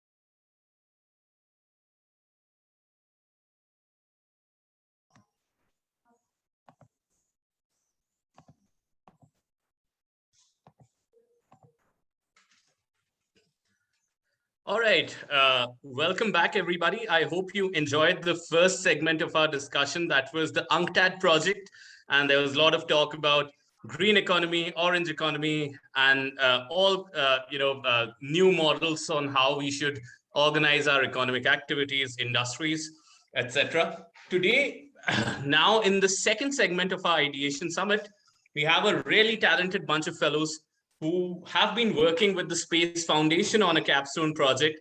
And their project has been to identify the opportunities, challenges, and the way forward for the space industry to develop in India.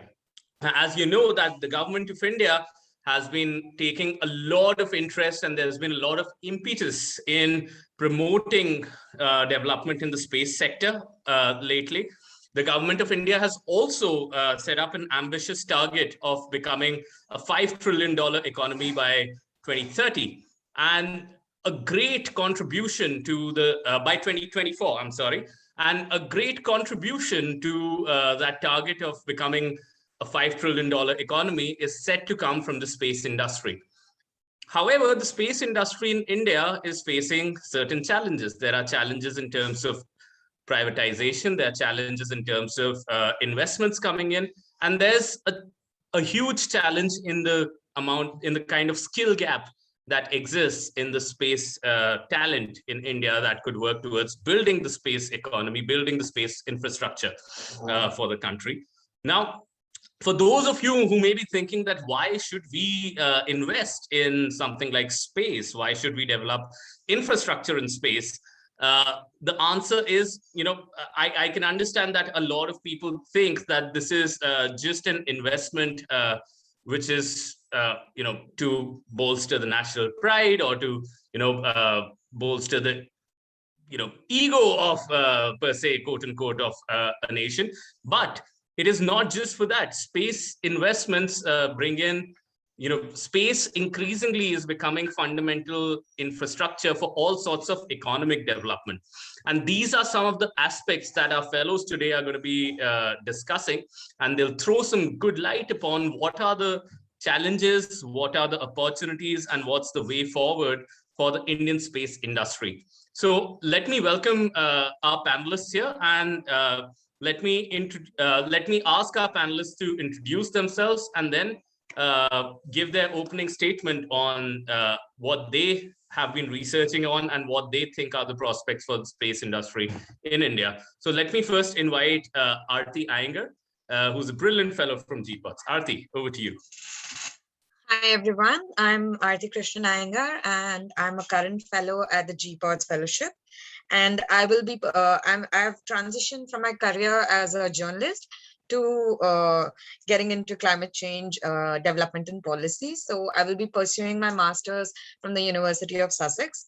And I would just like to quickly add that GPODS couldn't have come at the right time for me, because it has really helped me prepare myself for, what's next for me. So thanks. Absolutely. Thank you, Aarti. And let me now invite Santosh, another brilliant GPODS fellow, to introduce himself. Hi, everyone. This is Santosh here. I'm a mining graduate. And after graduation in mining engineering, I pursued engineering consulting, studying the feasibility and pre-feasibility studies for setting up diamond processing plant and zinc processing plants. Then I switched my career from engineering consulting to management consulting. But there's always one such question in my mind, that the way we live is being defined by certain policies that are framed by the government. And they really are responsible for the development of the nation, and also the mental models of the people, or the way we think about how the people around us work. So, and while I was actively engaged in corporate social responsibility activities of one of the management consulting firms that I was associated with, this thought kind of really provocated my idea or my thinking that I should pursue public policy. Now, while I was looking for the avenues, how do I really get exposed to what happens in public policy, GPODS has been the right place. And over the past three months, we have got exposed, or I've got exposed to multiple areas where public policy plays a prominent role in making or aiding governments make their decisions, so that it's more holistic, and they try to address all aspects. And eventually, now, although I'm working as a data scientist, giving the strategy consulting decisions for the pharma companies, I'm looking to make my career shift to public policy sometime in future. Absolutely, and thank you so much, Santosh. We're really excited to track your career moves, and I think the intersection between data science and public policy is a very interesting one. and has a lot of scope to develop, economies and for a lot of, good things to come in future for us. So thank you. And let me now bring on Ishan, one of the youngest fellows that we've had at GPODS. So Ishan, over to you. Yeah. Hi, everyone. Ishan Chaturvedi here. And I'm currently a high school student who recently, joined GPODS because it's like I wanted to try something new, and so trying a fellowship program for the first time, it has been a really insightful experience for me, as getting to learn about diplomacy, sustainability, and policy writing.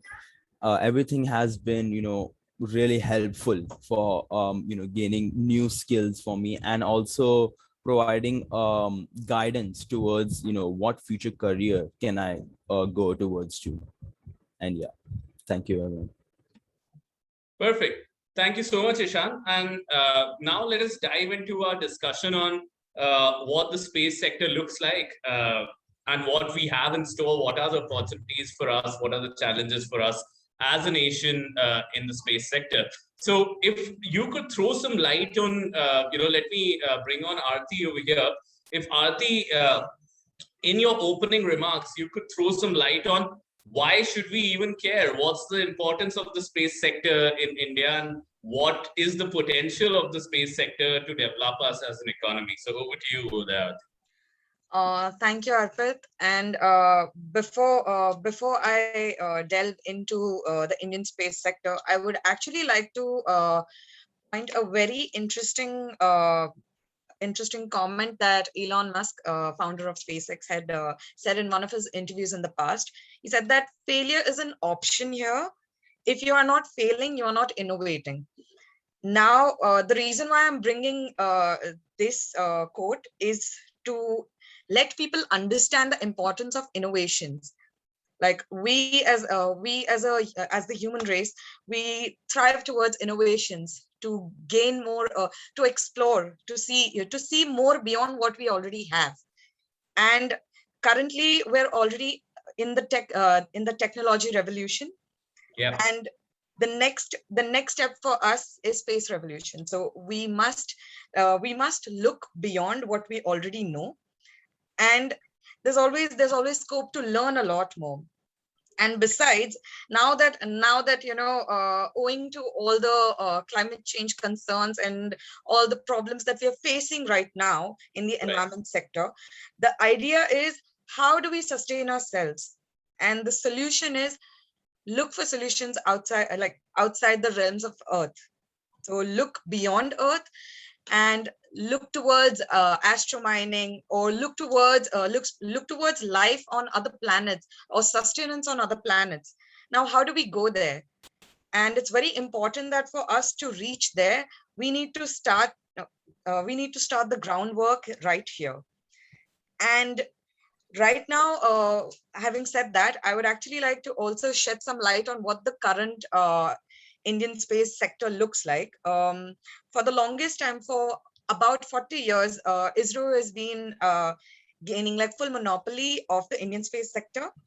And they've been working with allied manufacturing forces to manufacture the parts for all their launch missions and space vehicles. However, following the cabinet reforms that took place in 2020, things have changed. The sector has opened, and it has opened for private players to participate. In fact, it's encouraging private players to participate more, because of course, it's a little tricky to because it comes down to the whole security issue, national security issue. So having more active private players can be a little daunting to the defense and the military. However, through certain liberalizations, through certain regulations, through the Department of Science, in fact, ISRO has also wanted to give that push to private sectors to have let more private players take the field and get going. Because let's all admit, ISRO is a big institution. Yeah. However, in terms of employment, it's restricted in a certain way because not everyone can get in there. It's very competitive. So where do these guys go? And that is what we have been exploring in our capstone project. That what do graduates do after they're done with their graduations, and whether space is a viable option for them. Yeah. And so, yeah, that more or less sums up what our capstone project is about. And additionally, whether these graduates are skilled enough to take India to the goals that we have in the space industry, in the global space spectrum. So that's my opening statement. Absolutely, Aarti. I think that's a great introduction. Let me bring in Santosh over here. And Santosh, while you make your opening remarks, if you could also throw some light on not just the agenda of making humankind a multi-planet species, or looking at resources outside of the Earth. If you could also throw some light on how space research and its applications improve life here on Earth, I think that would be really insightful for the audience. So over to you, Santosh. Yeah, definitely, Arvind. So in addition to what Aarti has said, the need of the hour is we might have to think out of the box so that we make ourselves more sustainable. Now, so far, yeah, ISRO has done definitely a good job, but they're very good at building these systems and launching vehicles. But what happens after launching vehicles, or how do we harness the current satellite system or current satellite constellations that we have, and how do we make ourselves better by leveraging those systems? If I have to code it right, there are almost 10 separate ministries in India who are planning to leverage, or who have dependencies on space exploration. Especially like if, for example, if I take Ministry of Coal, they're looking for opportunities where there's an abundance of resources, where they can mine coal without damage to any environment. Likewise, we also have Ministry of Mines, Ministry of Communications, Ministry of Transport, Ministry of Urban Development, Agriculture. and Ministry of Agriculture, Ministry of Defense. So we can see there are a lot of avenues where we can harness the technology. So that's where it's not only just outside the Earth. Even when we ramp up the utilization from what we already have, so we can really do wonders in Indian space as well, which is so far an untapped area. For example, if I have to say, the UAE is one country which is trying to harness the 3D technology to build Martian space. Likewise, we can leverage that technology, and even the Industry 4.0 and blockchain technology. So when we combine these technologies with the data that's being relayed from the satellites that we launch, that's a huge potential to tap, and for the private players also to come and play a role here. Certainly. Santosh, if you'd allow me a follow-up question, and later on, I think the others could also answer that. What's the whole idea behind the government opening it up for the private sector? Because Aarti also mentioned that there's a huge impetus for the government that to expand. ISRO was more or less the monopolizer on the space sector in India. But what changed? Is it just because Tesla, Elon Musk, Blue Origin, Jeff Bezos came in, so we are just following the bandwagon? Or is there some real utility and logic behind opening it up for the private sector? Yeah, definitely. So one of the major ambitions that India had is a $5 trillion economy, right? Okay. Yeah. So now, for us to shackle, or for us to reach to that milestone, space sector is definitely one of the huge areas that has to contribute to that pie.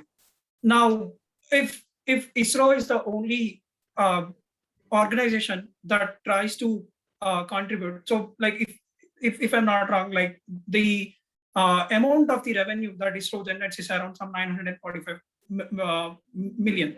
So that doesn't anyway sum up, or that doesn't really contribute to the pie that we are targeting, the $5 trillion. Right. And especially when we are for sure that there's a lot of potential to tap into and allow the private players to come and play and build the products or solutions that contribute or that make us live a sustainable life. So that is one of the major reasons why I would think the Indian government has come up with these policies in the recent years. Which means that the government sees building space capabilities as a serious strategy towards economic development of the nation. Yeah. And there it wants to bring in the private sector to just scale up the economic benefit that we can derive out of the space sector. Fair enough. Yeah. Let me bring in Ishan over here. Ishan, your opening remarks, and if you could also touch upon some of the things we've discussed so far. Yeah, definitely. So I would like and Aarti, I'll come back to you right after. Yeah. So I would like to add on, Santosh's answer towards, why private players are being allowed to, set up the space industries. And this is because I'm quoting from an interview excerpt from an ISRO professional, which I interviewed. And so from him, he mentioned that ISRO actually faced a lot of backlash during Chandrayaan-1's moon mission. From the public. And so this is because during that time, it was around 2015, and during that time, the public were, mentioning that why isn't government, spending that money which was used to, going towards the moon towards, public welfare, towards, the poverty which is in India, since India is still a developing country. And so mentioning this, this actually government has taken into account and also and has provided the platform towards the private space companies also, so that they can get an opportunity, they can launch vehicles of their own into space, explore planets, and that way the funds which government use can be also allocated correctly. They won't face any public backlash because it's a private space company which is doing, and it really works out in the end. And so particularly to the private space companies, I guess this is why I believe that this is why they have been given this particular platform. So you're saying that at least an element of this move towards the private sector is to sort of evade public criticism, because a lot of the public still doesn't see the interlinkages between sending a mission to the moon and how it could directly benefit them, and it's still seen as a wasteful sort of an expenditure, which does probably more for the pride and less for the pocket. Yeah, definitely. Interesting. Let me bring Aarti over here. So adding to the same conversation, one of the founders of one of the startup companies that we were interviewing during our capstone project, so he also explained to us how what happens is right now these startup companies, they are roping in venture capitalists for funding rounds. So which means that the venture capitalists are not necessarily Indian. So you're basically roping in foreign investments, and that getting those funds from foreign companies is not only helping budget ISRO better, but at the same time it's also helping private sector scale up. And additionally also private sectors, the components and the propelling machines and propelling engines and space vehicles that they are designing currently, those are more cost effective. In fact, oh really? Yes. So that owing to the fact that these are startups, so which is why having a more cost effective approach is what they seek. And this is something a lot of these startup space sector companies have been doing in India. And that is sort of helping them out to reserve their funds more towards work, building their workforce. And and additionally, because ISRO has already given their facility, given their Bengaluru facility for people to, all the private companies to experiment on, and even, to conduct their space launch missions or, vehicle missions. So it's that 25-acre Yes. institute of ISRO, and Right. that can be used by a Yes. private startup, which is Additionally, awesome. Additionally, there's also another space tech park that is there in Kerala, which also can be used by private companies to conduct experiments. So the idea behind this is not only are you saving in terms of investing a lot, as opposed to what a NASA used to do. I mean, even they are sort of reinventing themselves in a way. But similarly, here we have these advantages. So that is another reason why ISRO is, encouraging more of private companies to, put their efforts in scaling up the space sector, the Indian space sector. So you're saying that the two major reasons are that A, it brings in good investment for the country, and B, it also brings in more efficiencies in terms of the private sectors doing a lot more for a lot less. Yes, and also another reason that I'm sorry I missed out earlier was that ISRO already has a few of its missions set for the upcoming years. Okay. So considering how space as an industry, it can't you can't see you can't see results in like a year or two. It needs at least 5 to 6 years because a lot of manufacturing takes place. And when you're invested in a space industry, you have to think 5 to 10 years in the future. Absolutely. So which means that ISRO already has a few of the missions lined up. In fact, interestingly, a lot of startups also have a similar approach.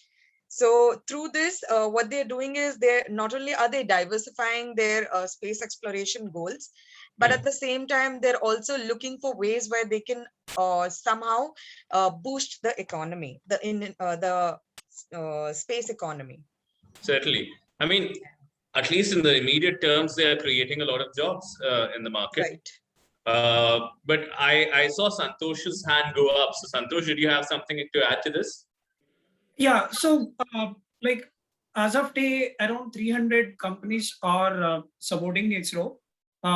So by helping them, helping ISRO by supplying the different ancillary parts. And these are all private companies or both public and private? All are private companies. All are private. Okay. So now. And all Indian companies, 300. Yeah. So now the one of the biggest problems there is ISRO can definitely not back integrate. So they cannot integrate these private players, or they cannot set up the systems where they can get rid of these private players who support very unique parts, or who are specialized in very unique areas. Right. Now, since the modus operandi of ISRO is very top down and it's very government dependent, the innovation aspect in these private players who are supporting ISRO is very, I would say, minimal or suboptimal, almost to zero.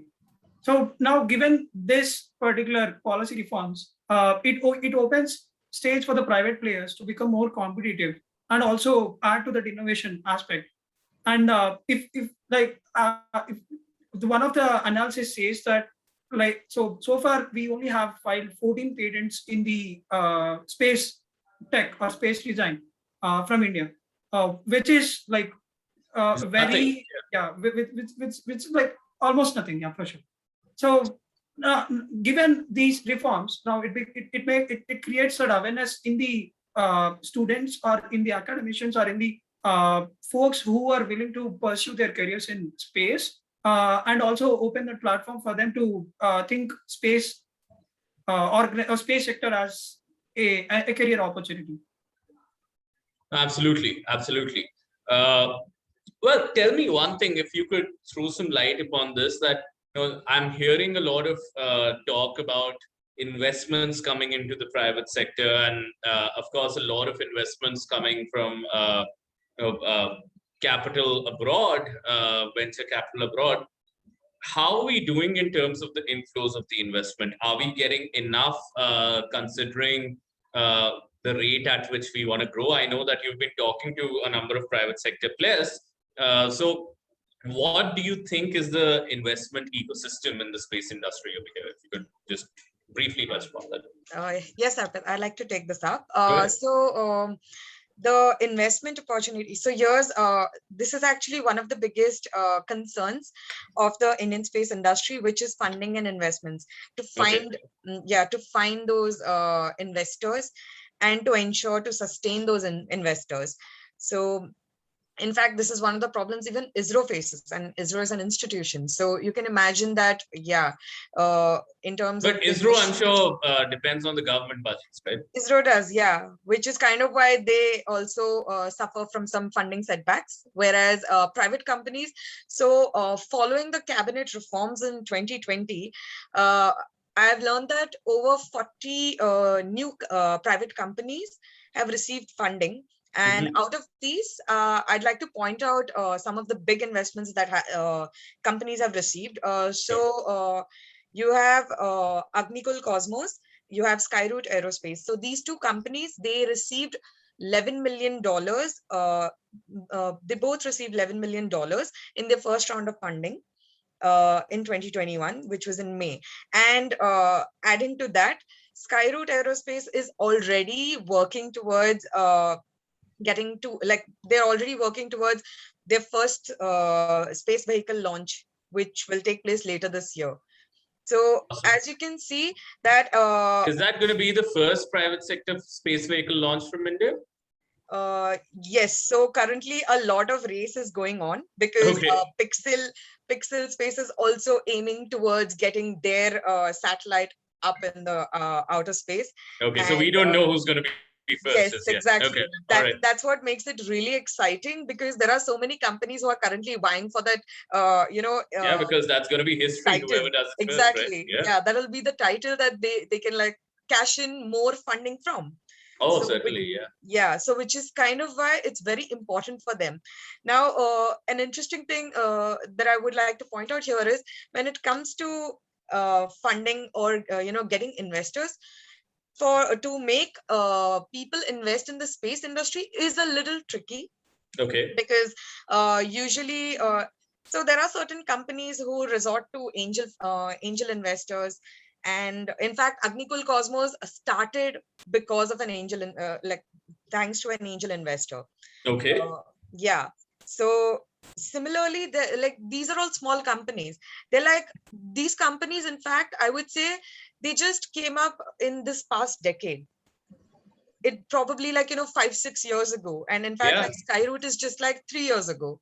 So you can imagine that right now they're all in this space frenzy, I would say, because they're able to tap in more funds, because the thing with India, you don't need to import talent.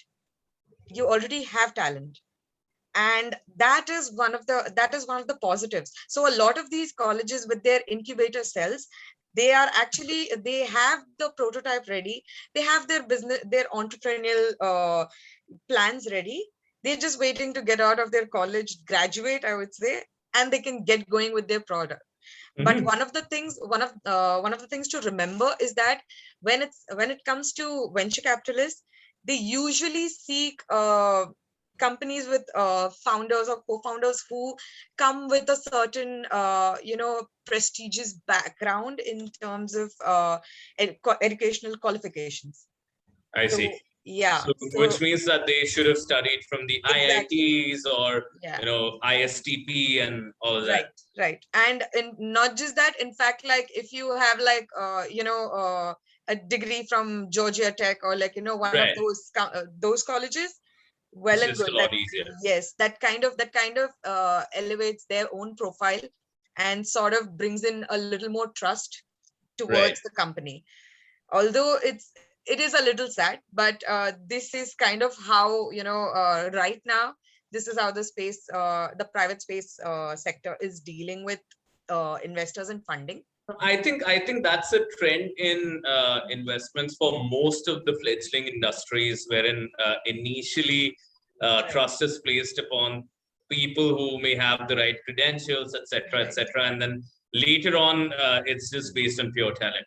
Once there's at least some bit of predictability established in that industry.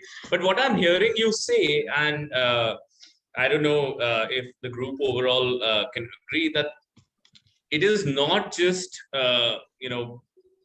talk, but then just like we had a telecom revolution in India, we might as well have a space revolution in our country that might transform a lot of things. Trust me, well, like 5 years down, that is what it's going to be. 5 years, that close? That is exactly like, that's literally what a lot of these private sector players have stated that, however, I would like to bring in picture the problem that they are facing in terms of workforce and skills. Yes, I was just coming to that because you talked about incubators and colleges just preparing for that. And as you rightly said, that there's no dearth of talent in India, right? And there's so many engineers, so many technologists graduating each year. So why aren't we doing more of this? And do we have enough people who are willing, who are able to work in this sector and make it really a great one for the country? So yeah. So this is something we're going to look at it from an educational perspective first, and for that I'm gonna ask Ishan to take over, because he has spoken to prestigious tech colleges in the country, and he has an idea of how the system works. So Ishan. Sounds good. Ishan, over to you. Yeah, sure. So about the whole workforce and how we're gonna how we have looked at it in the past 3 months. We have looked at it from the base of how the workforce will become, and so for that we'll have to look at these students, the particular students who are going into such universities. And so from an interview of to a professor of one of the prestigious tech university in India, his answers which he provided were quite interesting and quite insightful to letting us know what type of situations each university has. And so saying how here we can see that in his particular university, the main companies which actually arrived there to recruit new students, to check out how which students are talented, which students are more interested in going towards the space. And such companies are the private airline companies, Airbus Industries, Boeing Aerospace, and then Bellatrix Aerospace, and then many more private companies also who are coming to such universities to really see the recruitment. And and also he mentioned from his since this university is quite well known and is really famous for the amount of space students who graduate through a space degree there. I'm sure you're talking about one of the IITs. Yes, one of the IITs, And so here he mentioned that the undergrad students, out of the 90 undergrad students, about 70 to 75 students went for ISRO, so towards the more public sector, and then the rest of the students went towards all the other private space companies. And so you can see that there is a trend here that more of the students are willing to go towards the public sector and the private sector, because ISRO has also been doing well in the past few years. However, students may not fully trust the credibility of these new private space companies. For example, Bellatrix Aerospace, who was just founded in 2020, and so it has students have their reasons of their own in terms of where they want to go. Then between the government and the private sector, if one is a space engineer, then the inclinations would still lie towards the government sector right now. Is it? Yeah. Interesting. And do you think that's likely to change? Because, for example, if you look at the space sector in the US and other developing countries, it's more or less private sector dominated now. Perhaps 20% of it is organized by the government, the rest of it is in the private sector. On the other hand, in India, it's the other way around. So do you think the tables will turn probably in 5 years or so? I believe that all the private space companies, when they take major steps, such as the first private space company launching their own their first launch vehicle in space. And so such major steps would attract investors also, to see how well this particular company is doing. And so more investing, more funding provided to such private space companies will make it more well known. And so the students in India will get to know about such private space companies through this method. And this I would say in a long term would lead to India being private more private sector, and there's public sector. And so and also there's some constraints to ISRO, as I mentioned before, that they can't do specific missions like like launching some rockets or one rocket to particular planetary exploration. And so there people who want to be astronauts, their employment opportunities, they don't have it there, and so they'll more likely go towards the private sector.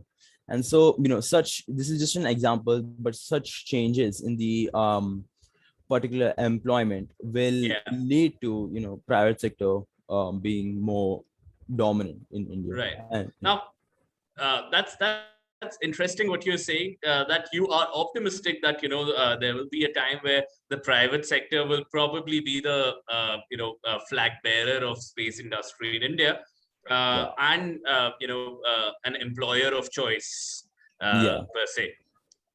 Before I go to Santosh, let me also just announce this to the audience that our chat box is open, and if you have questions, you can probably start thinking about questions to ask the panel. And if you already have thought about it, you can start typing in, and we'll ask your questions to the panel. But let me go to Santosh. And Santosh, beyond responding to this, if you could also sort of put the skill gap in context. What exactly is the skill gap like? What are the specifics of the challenges? It'll be interesting to know. Yeah, sure. So let me take a step back and give an idea of the underlying pressure or the hardships that the students have to go into while they wanted to get into these premier institutes. So the ground reality is like, okay, let me take ISRO. So far, ISRO has been relying on their own institution, which is called Indian Institute of Space Technology. That's the one in Kerala, right? Yeah, that's the one in Kerala. So like almost half of the openings with ISRO are kind of reserved only to those students who are into IIST. Now, and how many openings are there typically? So there are like 300 to 400 openings from ISRO, and out of that, about 150 would go to this institute. Yes, 150 will go to that institute.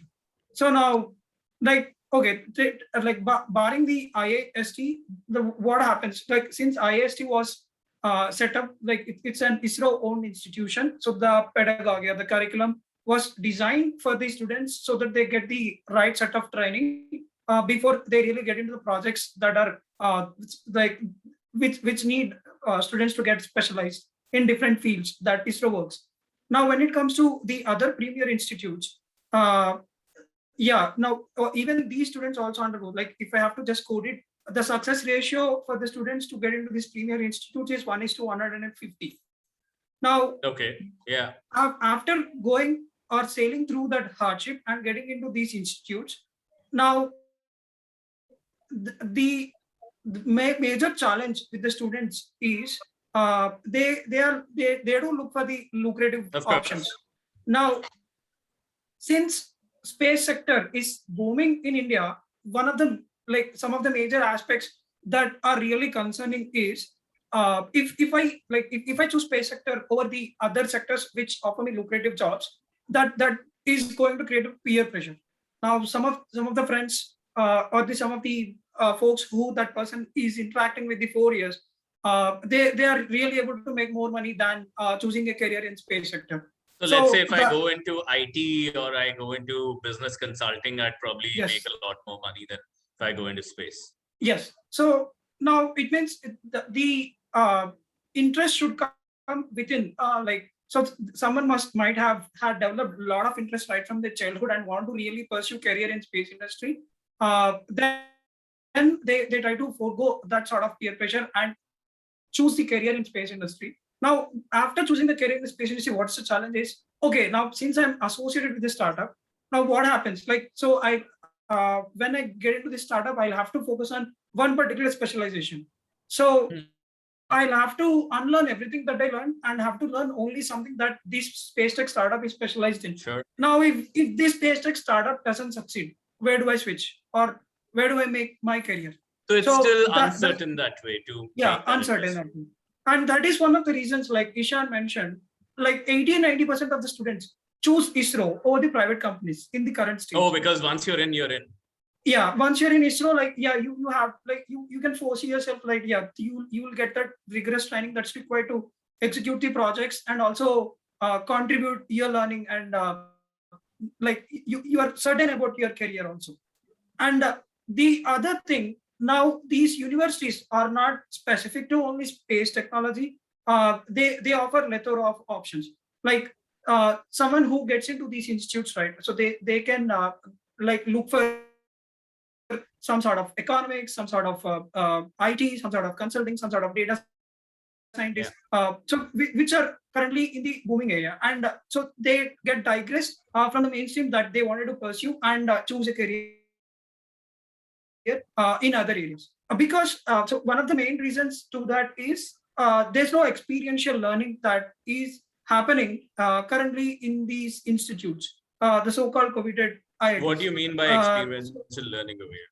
For example, like if you wanted to launch a satellite, right? So not every institute has that atmosphere, has that setting for students to really do some sort of experiments and come up with the optimized approach, optimized solution. So basically, they never failed in doing something, and which is becoming sort of a hurdle for them to really choose an option in space industry. Yeah, and that's probably happening in the better tech schools around the world, where they give enough opportunities to their current students to have some sort of experiential learning in dealing with some of these equipments. So yeah, on the same note, like since the startups that they're looking for these workforce from these institutes, they definitely lack certain skills that's required for them to sustain in these startups. Although this is a situation, the startups try to look for the people only from these institutes because they have undergone rigorous hardships, right? So it's not very easy to be one. But the people in these institutes don't necessarily want to go to these startups because they're not paying them better than some of the other. So at least for now, unlike how it is in the US or other countries, the space sector is still not a better pay master than the other sectors which are available for an engineer. So no, if I were to think of policy recommendations, maybe that would be one. From what I'm hearing from you, and maybe Aarti could reflect on some of this, is there's also something to say about the great Indian charm for a government job. There's probably also something to say about the underlying problems with the Indian education system, which you see reflected in UPSC aspirants, which you see reflected in people trying to get into the IITs or the Delhi universities, etc. It's I'm looking at some very common structural problems over there, which are probably also playing a part in here. So yeah. So I'll just take this one because this has been one of the most controversial questions, like the answers that I've received from the private sectors about the education and whether whether these institutions are doing their job well to enable the students to be more creative and innovative in the space spectrum. So a lot of these company founders, what they have said is that they're more than tired of the pedagogical system of education in India, especially. This is what they said, that for students to be actually skilled and to be part of the space industry, they need not have to crack IIT, JEE, or those other exams that puts them in those prestigious colleges. But these folks are only hiring from prestigious colleges. So that's exactly, that's what I'm trying to show you. Like, here's the contradiction here. Yeah. So the thing is, they need talent. Now the thing is, they are open to hiring people, but how many of us layman folks who have not done, who have not studied at IIT or any of these engineering colleges have actually gone into the space industry, especially to work for a private company? It's a chicken and egg story from what I can hear from you. Yeah. Right, obviously, but then but this question is worth pondering over, because if you think about it, what they are suggesting is that these IITs and these big institution colleges, they are basically manufacturing factory products of sorts. So it's like students are they set in their ways, but private sectors in India, they are actually looking for students to be more creative and innovative with their approach, be it problem solving skills or critical thinking, or even how to analyze. So they do not want you to have that conventional thinking when you're addressing a problem. They want you to have a more creative spin to your problem solving skills. But how do you actually inculcate such a skill in a student, or in a person, or in a candidate who is currently training? So what do you, when you take this message back to a professor from some of these big institutions, what do they have to say about this? Yeah, so or do they think that they are doing probably the best of the job that can be done? So it's I would say again it's a bit controversial, and which is probably why they requested anonymity. Sure. But the thing is, when it comes to how these careers or the curriculum is set for students seeking to be part of the space industry, they need to have they're actually looking for people to be free thinkers. But at the same time, you also need someone who has to have a logical thinking. So, you And know, they when you need look at not it, be competing skills or values. You yes, can have both. exactly. Yeah. So when you say creative, like again, so right now they're sort of in that position where they know that they're lacking something, but they don't know how to change it, or what change would make the most sense in this scenario. So Interesting. yeah, I still don't get it. Like maybe Santosh and Ishan could yeah, also weigh in on this. That the complex situation that I have in front of me is that the companies are saying that the students who are coming in are not skilled enough, and they need not come from the IITs, or they need not come from that crazy JEE process that takes place. But at the same time, the companies are still sticking to the IITs. They are still sticking to, let's not just call the IITs, but then to all of the premier institutions, and probably not having enough outreach into other sources of hiring. And at the same time, when you go to the professors in some of the institutions and you say that the companies think that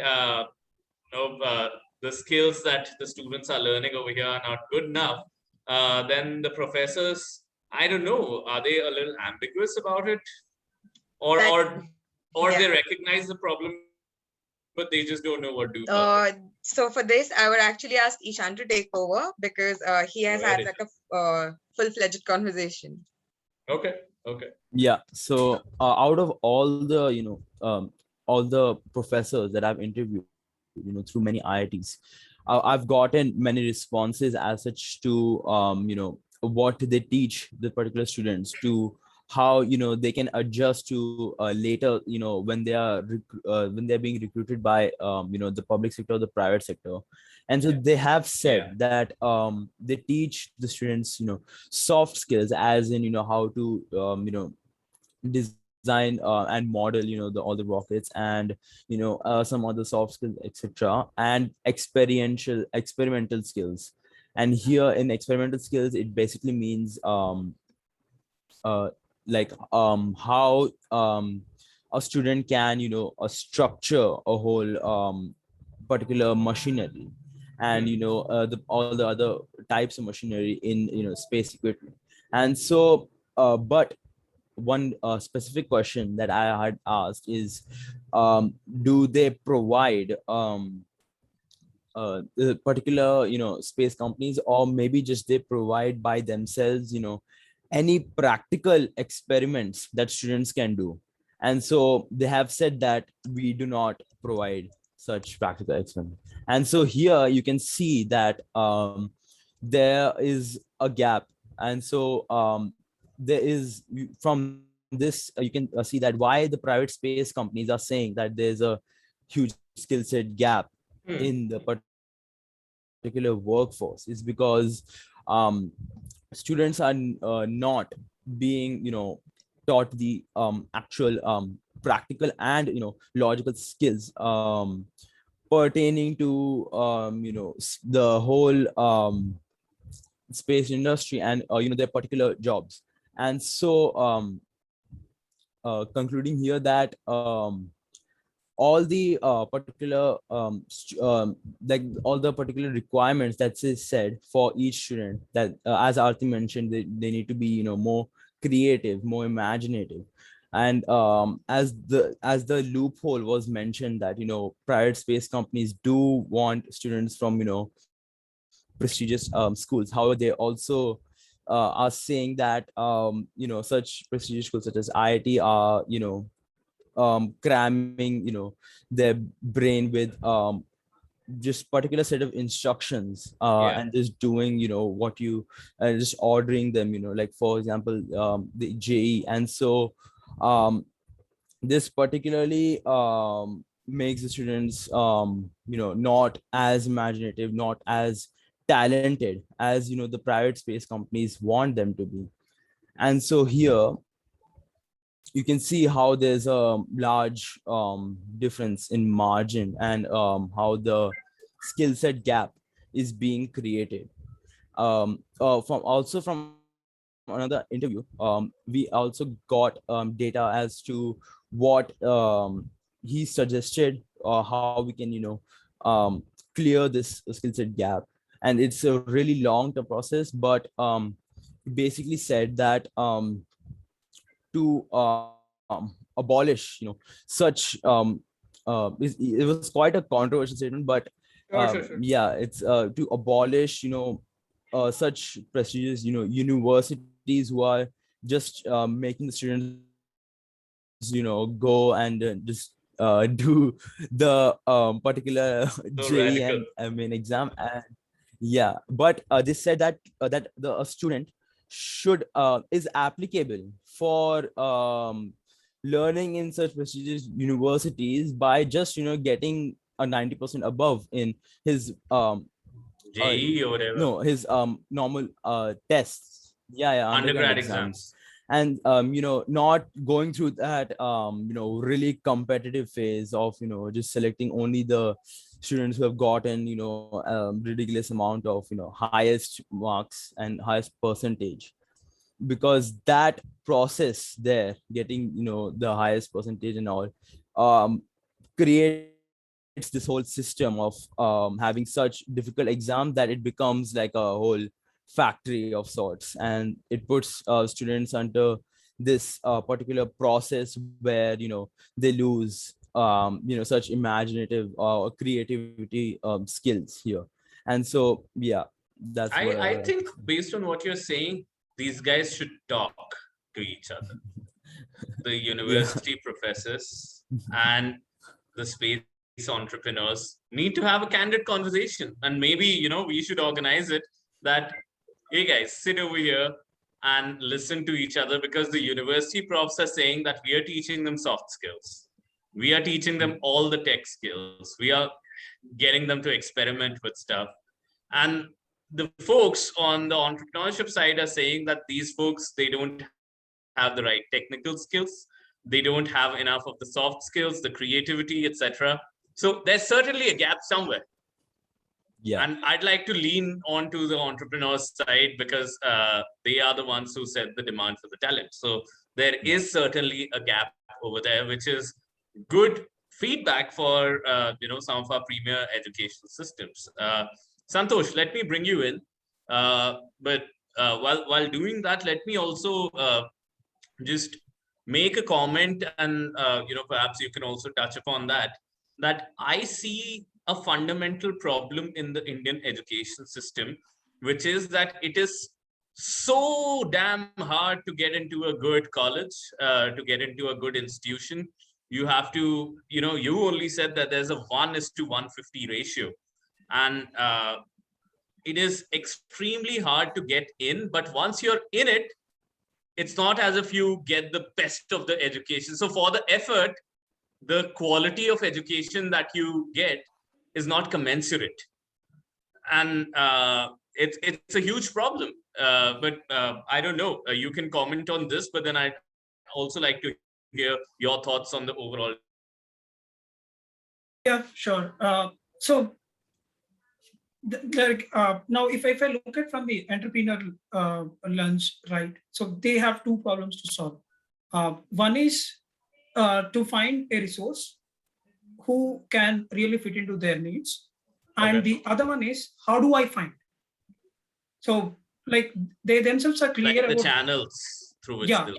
Okay. Now they themselves are clear about the person or the resource whom they want to be part of their growing space, but they really are not sure about how do they find. So because they are also into like startups, and they don't have a set rigorous examination or recruitment pattern in place so that they can recruit good set of folks or the ideal folks who fit into their roles.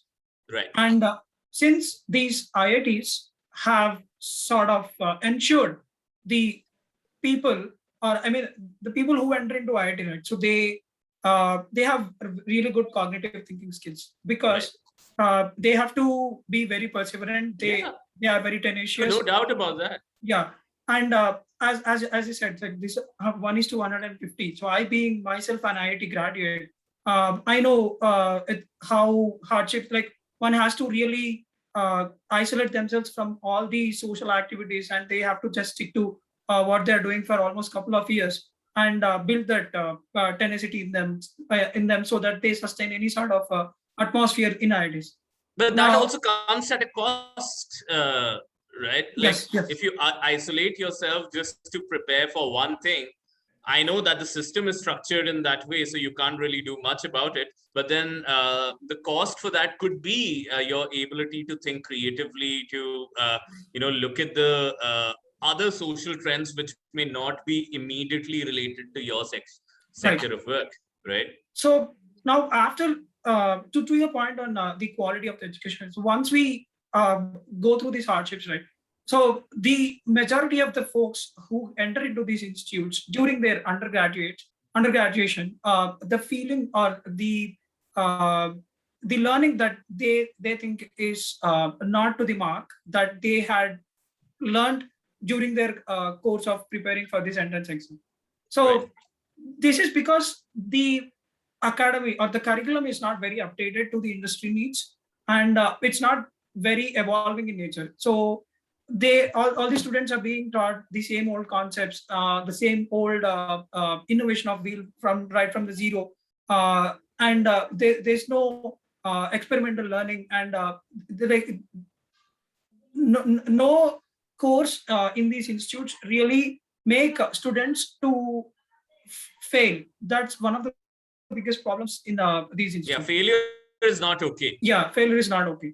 And now, given that fact, I mean, especially in India, right? So we have skipped that manufacturing sector completely. So we like after Industry 2.0, like majority of the economists were like piling up, or like they're adding to their manufacturing capabilities, but India just moved to the IT sector. Yeah. And since this advent of this IT sector, now most of the people who despite land up into these institutes to pursue their dreams in different streams, but they finally converge into only this IT sector because of the lucrative options that this IT sector offers. So automatically, I mean, by virtue, what happens is once you get into the institute, the 4 years is something only very handful of folks try to show real interest in learning the stream that they get into, but majority of them just try to like pass time for the 4 years. So you're kind of like you're trying to deteriorate the quality, or like you're underutilizing the person's ability to really make some difference. So it's again coming down to the fundamental ailments of our country's systems, that strict, non-flexible curriculum. Yeah. At the back of it, probably a lot of bureaucracy, which slows down growth and slows down change, and just a lack of connect between industry and the academia, and also people working extremely hard to get into institutions and not getting the kind of intellectual and educational payoff from out of these institutions, unless they themselves have some extraordinary leanings to go out of the way, break the structure, go around the structure and learn for themselves. So there's no institutional support to do that, which are probably the great Indian ailments that we suffer from. Aarti, over to you. Yes, adding to that, I would my understanding of the prestigious institutions is that when they so since the space sector also it's divided into most of the companies previously, they were all associated with ISRO as manufacturing partners and subcontractors. Right. So a lot of their jobs would be very specific to mechanical engineering, or civil engineering, or certain very specific skill sets. Whereas with the new age and the new private space sector that has emerged, so with that boom, now the companies, these companies are actually these companies are looking at end-to-end satellite launches and space missions. Yeah. So for that, they cannot have people who are just specifically made for only certain kind of roles. They want someone who has a more lucrative approach towards the space industry, or towards it can't be just manufacturing certain product or designing a certain product. It has to be it has to have a very creative approach towards what you're designing, and how it's going to benefit the company who is looking towards a more end-to-end mission. So like you gotta be that person. You don't have to be that person who specializes in, let's say, a particular program or a particular skill, but you gotta be that person who is an industry, a space industry person, and knows how to get the thing done eventually, and combine probably different skills to get the final output. Right. So, how they say, jack of all trades, master of none. Here, the approach changes, and it's more like you need to be jack of all trades, because that will make you master of one. Yeah. It's like that. Yeah. Yeah. No, and I think that is words of wisdom for a lot of things on, how we are dealing with things today. In fact,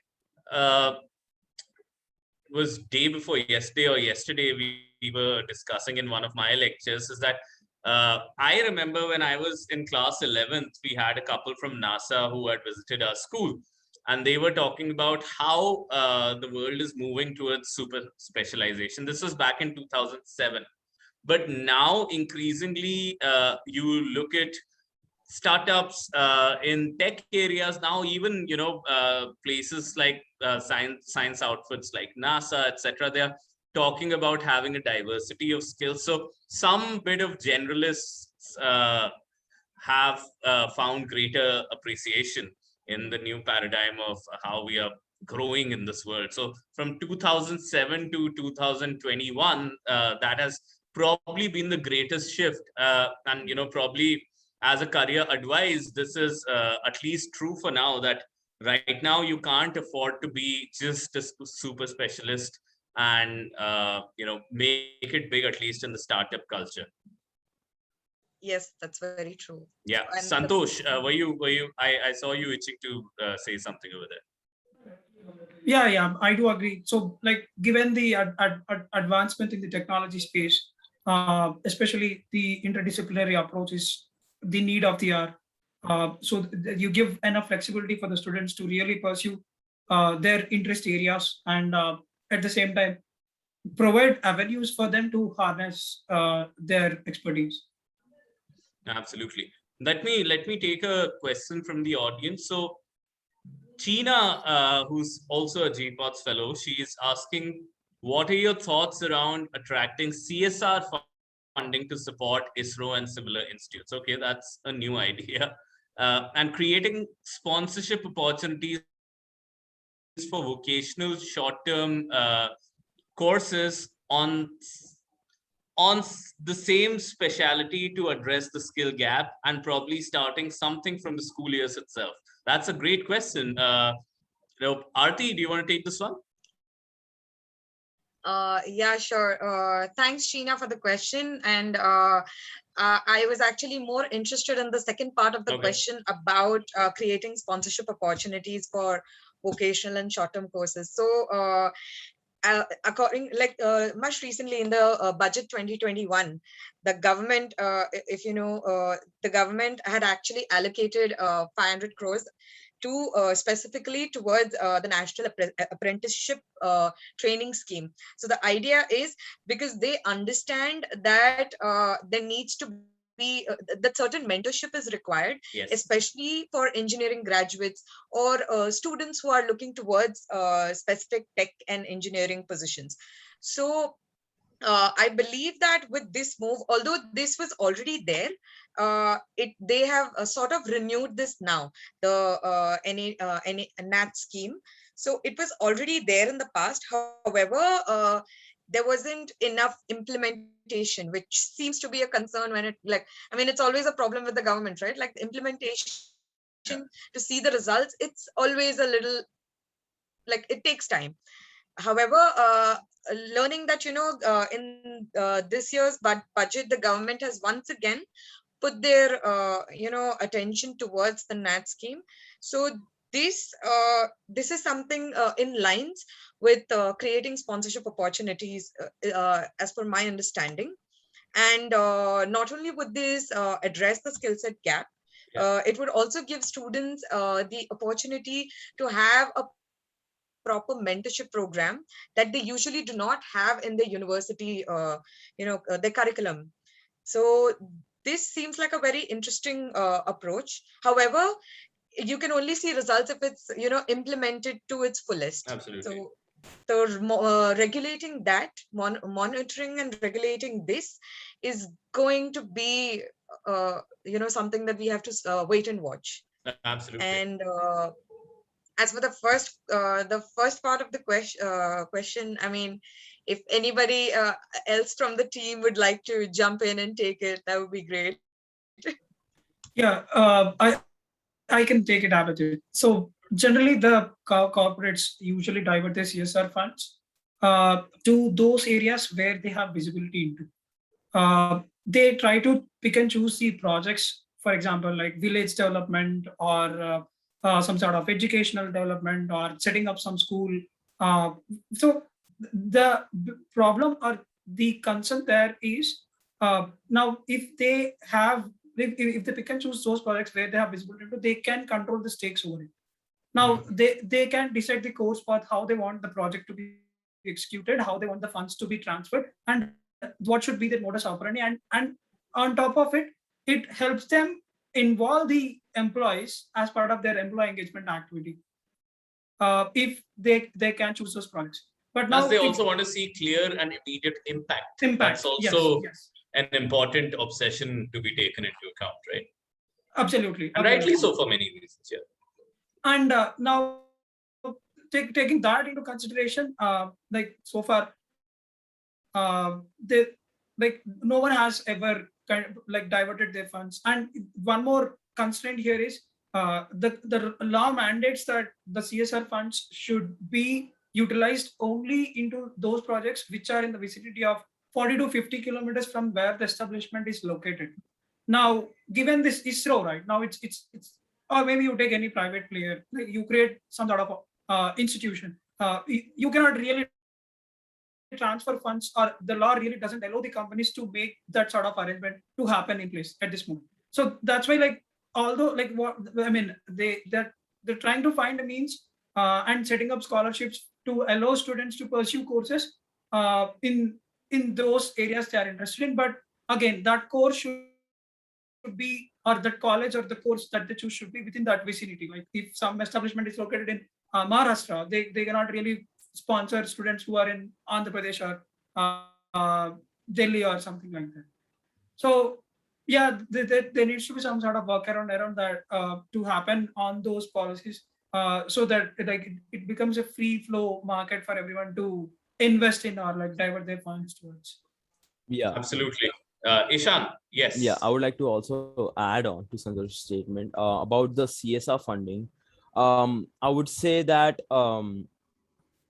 since India is a developing country, there's a lot of, we have quite a lot of population. There's a lot of, poverty also, which is present. And so here, I would say companies which would want to fund between a private space company, or towards an NGO, or towards something more beneficial to the poor, they would probably choose more to go towards that, as that would actually provide them more I would say immediate benefit more, yeah, and also popularity in terms of their vicinity, because through social medias, they'll get to be more known, yeah, because they have provided to such to the needy. And so providing their funds towards the space companies would actually not get that much recognition. To add on to this, the space industry is actually quite its benefits actually is quite long term, each particular mission which happens, or each task which the companies choose to undergo through, they are quite lengthy, and it takes a lot of time to actually execute that task.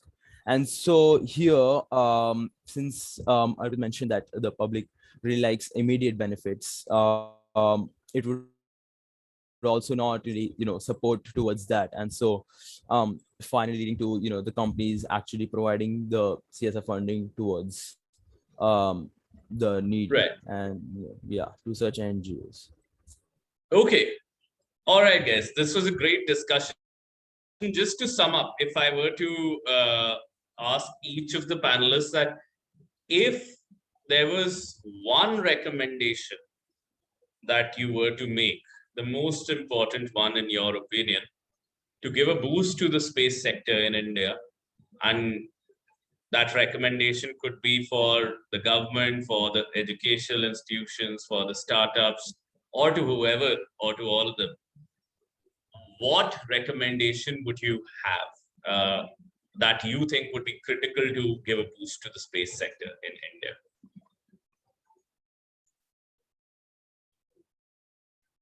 You can take a moment to think about it whenever you're ready. Aarti, I see you're ready already. Yeah. Okay. The way I see it, and based on all the research that we've done, how like the space industry is really vast. I mean, it took us India is almost just probably 2% of the global space industry, right? Yeah. Yeah, 3%. So I would say it took us it took us a month just to understand the space industry, and before we could delve into the nitty-gritties of what we actually have to research. So you can imagine that the scope for each and everything is like it's either really high or it's like negligent. So in terms of what needs to be done next, definitely one of the most important things that has to be done is to upskill. Like upskilling is really important, but how do you go about that? I mean, that is one of the pressing concerns, because there is a lack of transparency in terms of what the private sectors require, what the government, what the public sector requires, and what the educational institutions are developing, I would say. So there is that lack of they don't align together, and that is probably something that needs to be looked at first. And secondly, although this may not be like an immediate action, but I do believe that this is something that has to be pan the space industry, I would say. And everything. Exactly, everything. And in fact, even in the That's space GPODS for you. Yes, definitely. So because if you think about it, like it's not just the students who need to learn, the professors also need to learn. Brilliantly Like, said. how else Brilliantly are you going? put. Yes. Yeah, so which is that is something, the idea of a lifelong learning that needs to be more accepted and practiced. So yeah, that is my takeaway from this. Thanks. Absolutely. I think that's really insightful. From a paradigm where, education doesn't matter, it's just life skills that matter, to lifelong learning. It's, it's a huge leap we want to take. But thank you so much for that, Ishan. Yeah, same with Aarti's approach. I would say that we look at the problem from its base, and addressing the skill set gap. We would say that we have to we have to teach the students and the professors about all the particular exact skills which they need. And so for students, we can look at it as providing insights of the space sector from high school, or middle school, going to the many different schools and providing knowledge about our Indian space sector, because that is never done. That's something that the government can do. Yeah, that's exactly what like And even private governments are doing. sector schools, yeah. Yeah, private companies can go to many different schools, advertise their Yeah. company and also about the whole Indian space sector. And so this is how students get more knowledge. They become more curious Catch towards them early in the many space sector. senses. Yeah, Yeah. yeah, exactly. Yeah, catch them early. And so yeah, this is my key takeaway from this. Interesting. So yeah, Santosh? uh, I look at it from the two different perspectives. One is definitely there's a gap between the academia understanding and the industrial need.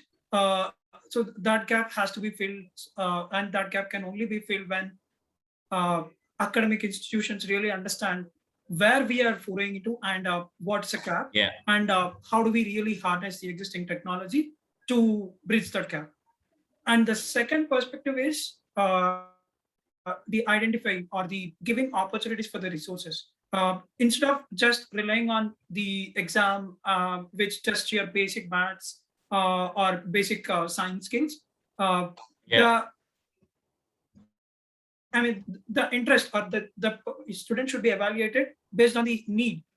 It's like, for example, when you apply for the masters or the PhD, you sort of have your statement of purpose. Why do you Yes. want to really pursue this particular course? So now I mean, at this point, at this juncture, it's definitely need. I mean, that has to come into place and make students or make people like just not restricting it to the folks who are just 16, 17 years old. If someone might develop interest at the age of 30s, 40s, now keeping this statement of purpose and the strong reason why they want to pursue this particular stream or this particular career will bridge that gap that industries are looking for.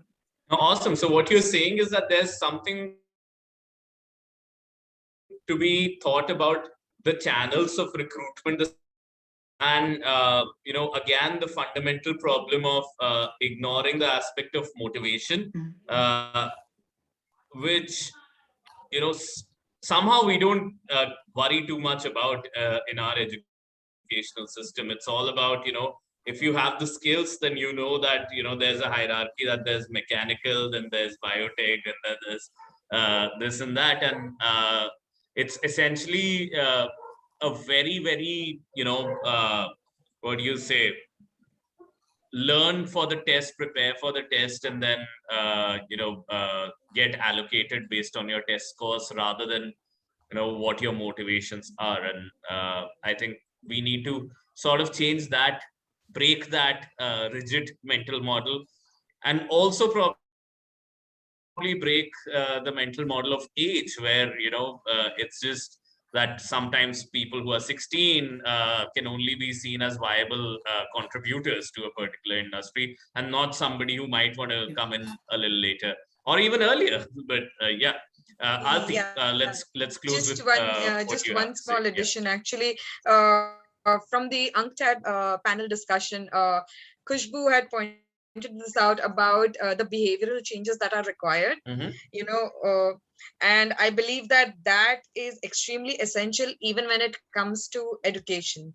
So especially if you're preparing to be part of the space sector, Yeah. your approach towards what you're learning and what you want to do in life in the space sector, that needs to realigned more.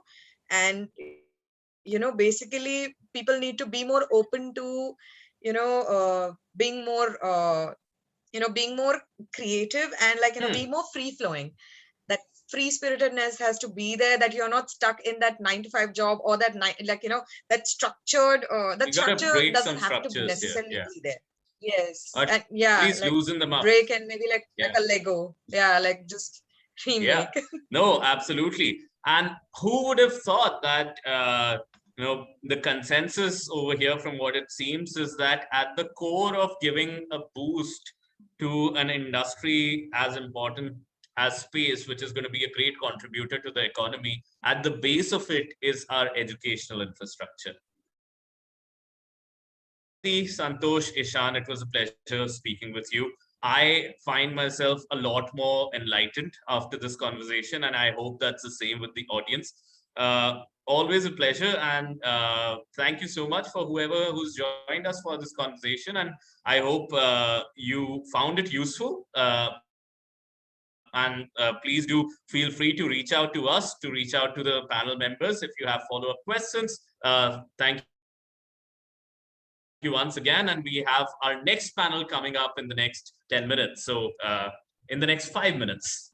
All right. Thank you. Everyone. Thank you, everyone.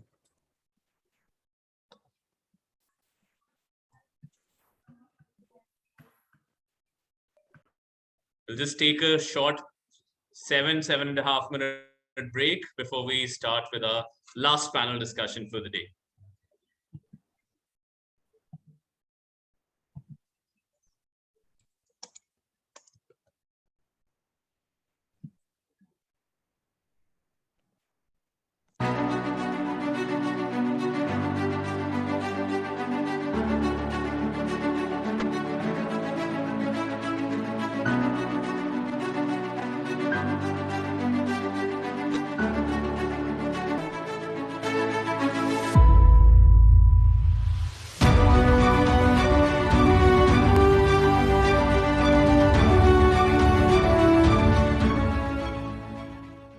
This is a place where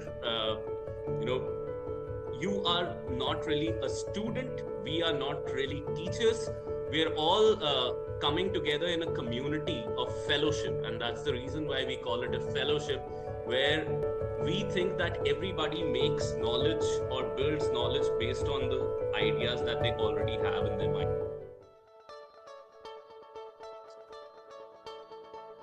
Problem is greenhouse gas emissions that affect the temperature of the climate. You have to go back to the basics each time you feel you run into an ambiguous situation. And that's where things like critical thinking and problem solving and root cause problem solving comes in. It's, for example, starts with defining first what the problem is rather than getting into solving the problem. We're seeing the limits of the multilateral system as it was conceived 75 years ago being reached. And you see a big fight going on many levels, including these disarmament affairs. On, let's say, I always say it's basically 3 levels that we see fights going on here in the UN, including on disarmament affairs. The first is on language, the second is on money, and the third one is on positions. Companies like Microsoft is a good example that have committed even not just to become net zero, but they want to sort of offset their historic emissions as well. So those are incredibly ambitious targets, and that's good. We want that ambition, we want that awareness. Policy making body on environment at the same level with the General Assembly for all other issues globally. But for environment, it established the United Nations Environment Assembly. ION term, IOI, or impact on investment. So that's essentially what this, your management really should all be about. You try to maximize the impact on investment. The fact that the G7 came together and pledged an additional 1 billion doses of the COVID vaccine next year on top of the 1 billion that's already been promised. This is important. Of course, there's been criticism saying that's not enough. Of course it's not enough, but still that's 1 billion. You might define it as coordinated and synchronized action that often deliberately targets democratic states and institutions. As an international relations and diplomacy, it often is very important, to be heard, to be able to state your case and your position. Whether you get it in the end is a different story, but in order, you have to be transparent, you have to be inclusive. And that was something that Copenhagen was not. As you perhaps know, there were like backdoor negotiations, but Paris was very, very open, very inclusive. Every year I went to the NASCOM annual conference. Fantastic. You met people who were thinking out of the line, out of the box. This is not a small box, but a huge box and so forth. It shows that India has a capacity to develop a global industry that can service the whole world, the whole corporate world. New technologies are emerging and being developed at a faster pace than ever. So I do think that we are going to need to do a kind of a bigger job than we are doing today in a way to get new kinds of arms control in a broad sense to work on, to discuss about the role of these. Science of attribution, of being able to say, has changed so much that now you are able to look at the probability of events happening and the link to climate change, the link to fossil fuels. We're seeing incredible things happening in courts these days.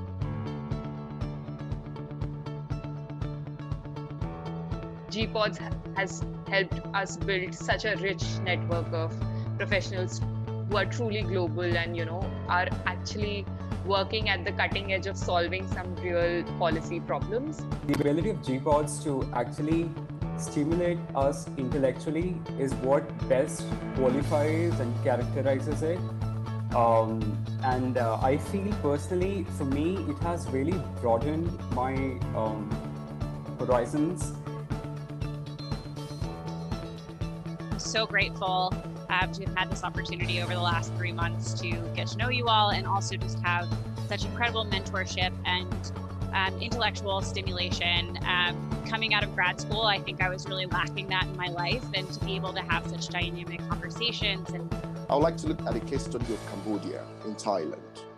In Thailand, in 2018, the government actually set aside a social security program that also provides an health security for the 1/5% of the urban poor, and it is called National Health Equity Program.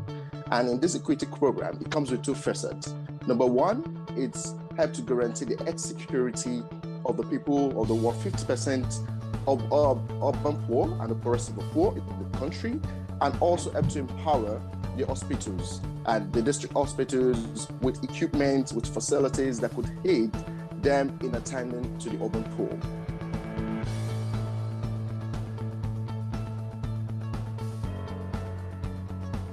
As I said, Venezuelan migrant women, and they are caught in between a situation where their original healthcare system of their home country is not adequate to meet the needs and expectations of COVID-19. So they historically have been migrants to neighboring countries such as Colombia, but because of the restrictions on equal access to healthcare as well as other universal human rights in Colombia, it becomes a precarious situation for these migrant women who are looking for safe jobs, who are trying to avoid gender-based violence, which unfortunately is very frequently occurring over there, on top of not having that healthcare access, and are actually, in most cases, forced to return home to Venezuela. And during this pandemic, it's not good. And generally, it was an amazing experience because I would say I've come from a totally quantitative background, and this program has given my mind some great wings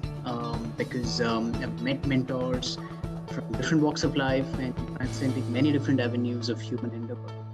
So in that sense, I would say it's total diversification, and very, very thankful to GPODS and to the fellow mates.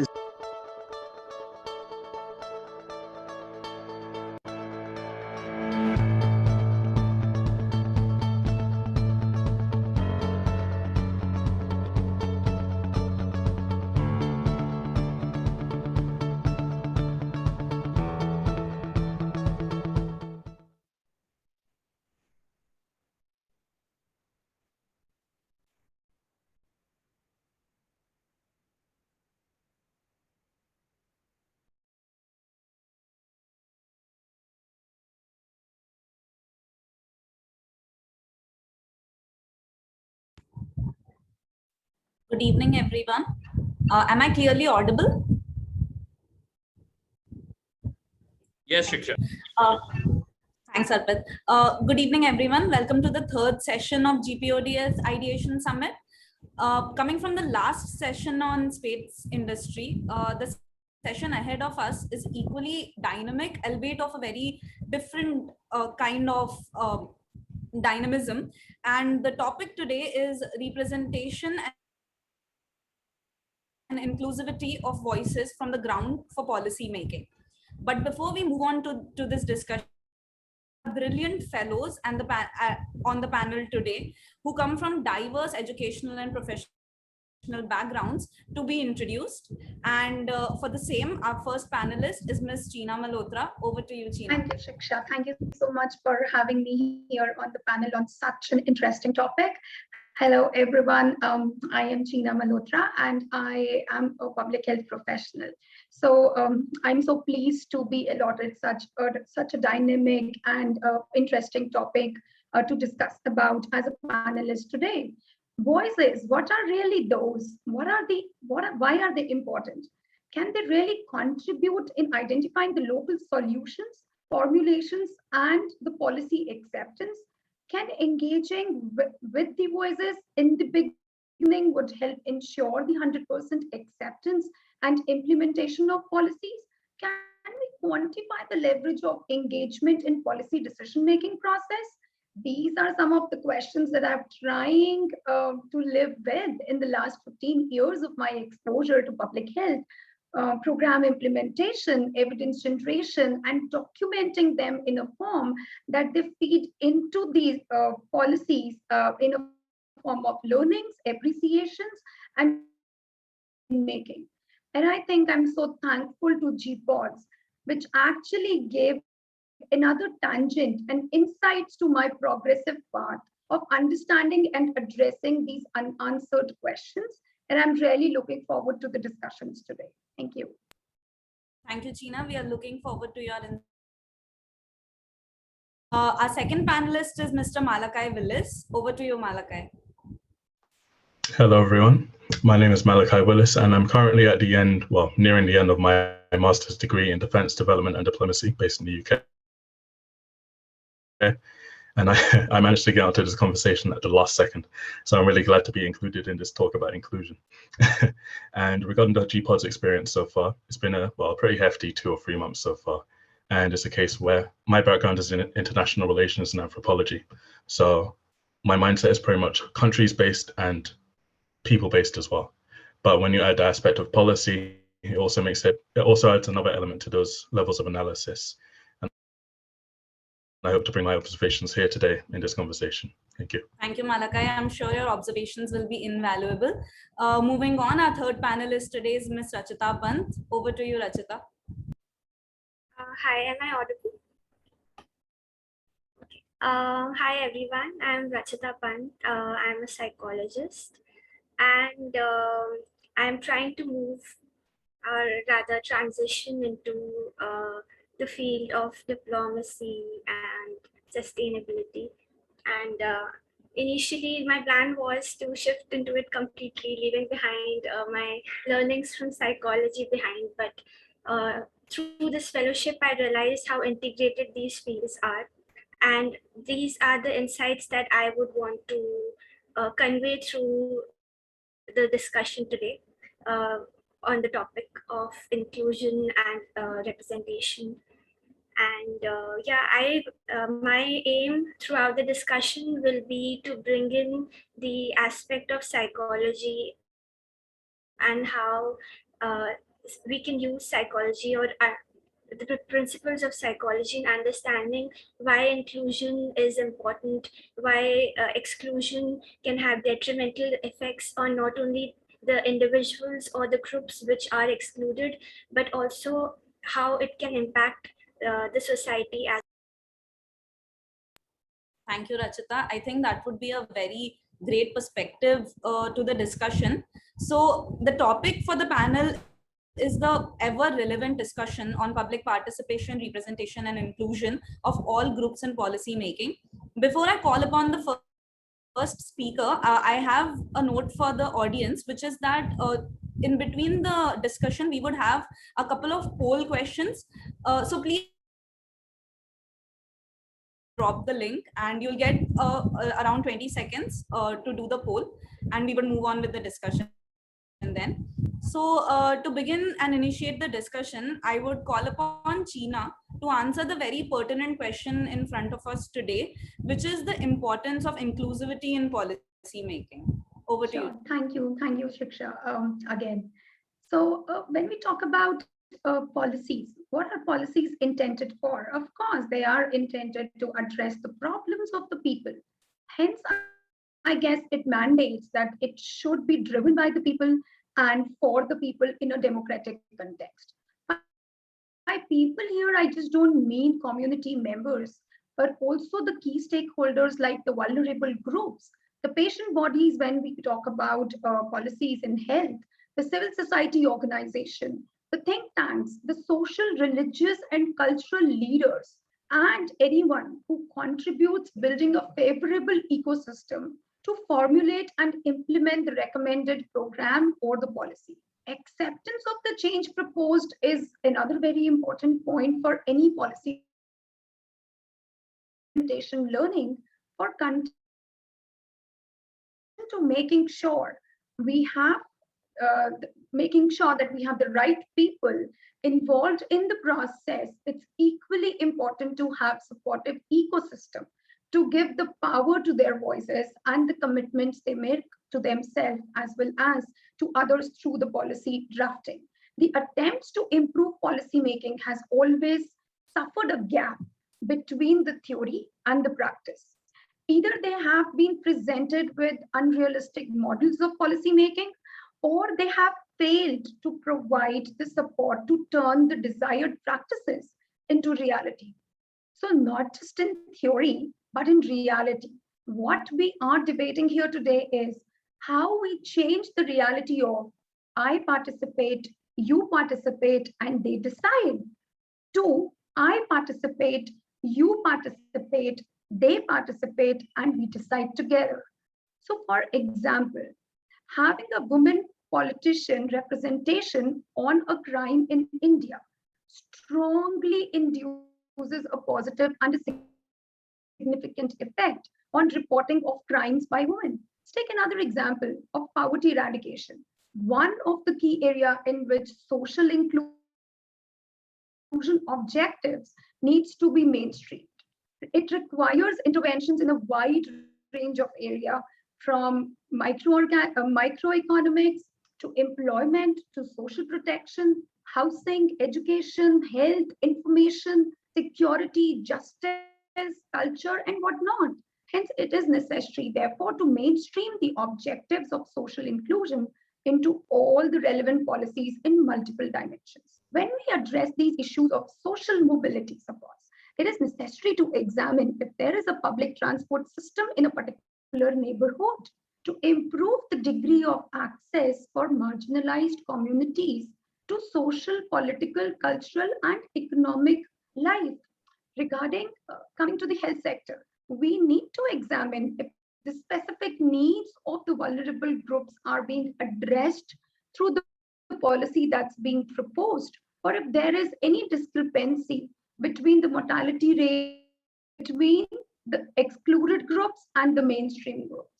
Hence, at the same time, it's very crucial to have a representation from every segment, the herd leaders coming from social, cultural, religious background in the development stage for a successful results.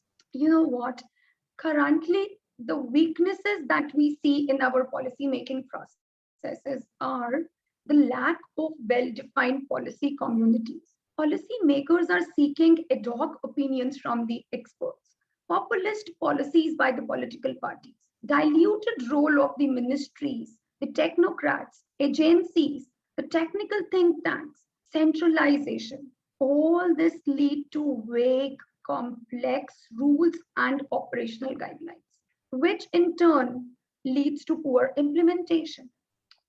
One more point I want to mention here is that in addition to placing voices on the table, it is equally important giving the power to those voices, because participation without redistribution of power is an empty and a frustrating process. So let's take a simple example.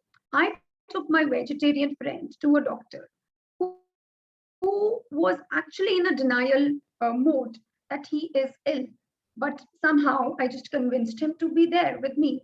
The prescription says eat meat. Okay, I convinced my friend to eat the meat, but the culture, the religion, and the community he belonged to does not allow him to eat meat. So without contextualization, policies fail to achieve effective implementation.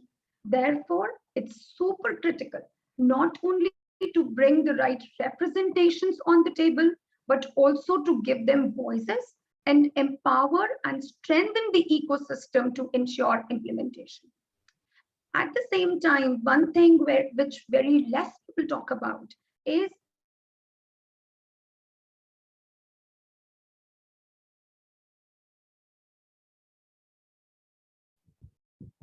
Sorry, China, I think we have a pause from your end.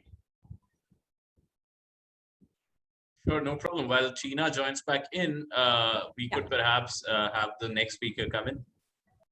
Right. I think China laid down a very great introduction and the tone for what we would be discussing in the panel today, which is the key importance of representation and policy, and what are the issues that we are seeing in the present which creates gaps from representation and inclusion to not exist in policy making as we see today.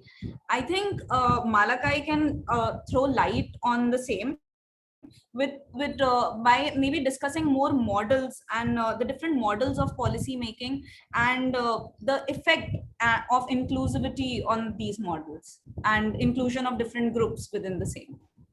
Over to you, Malakai. Thank you very much, Shiksha.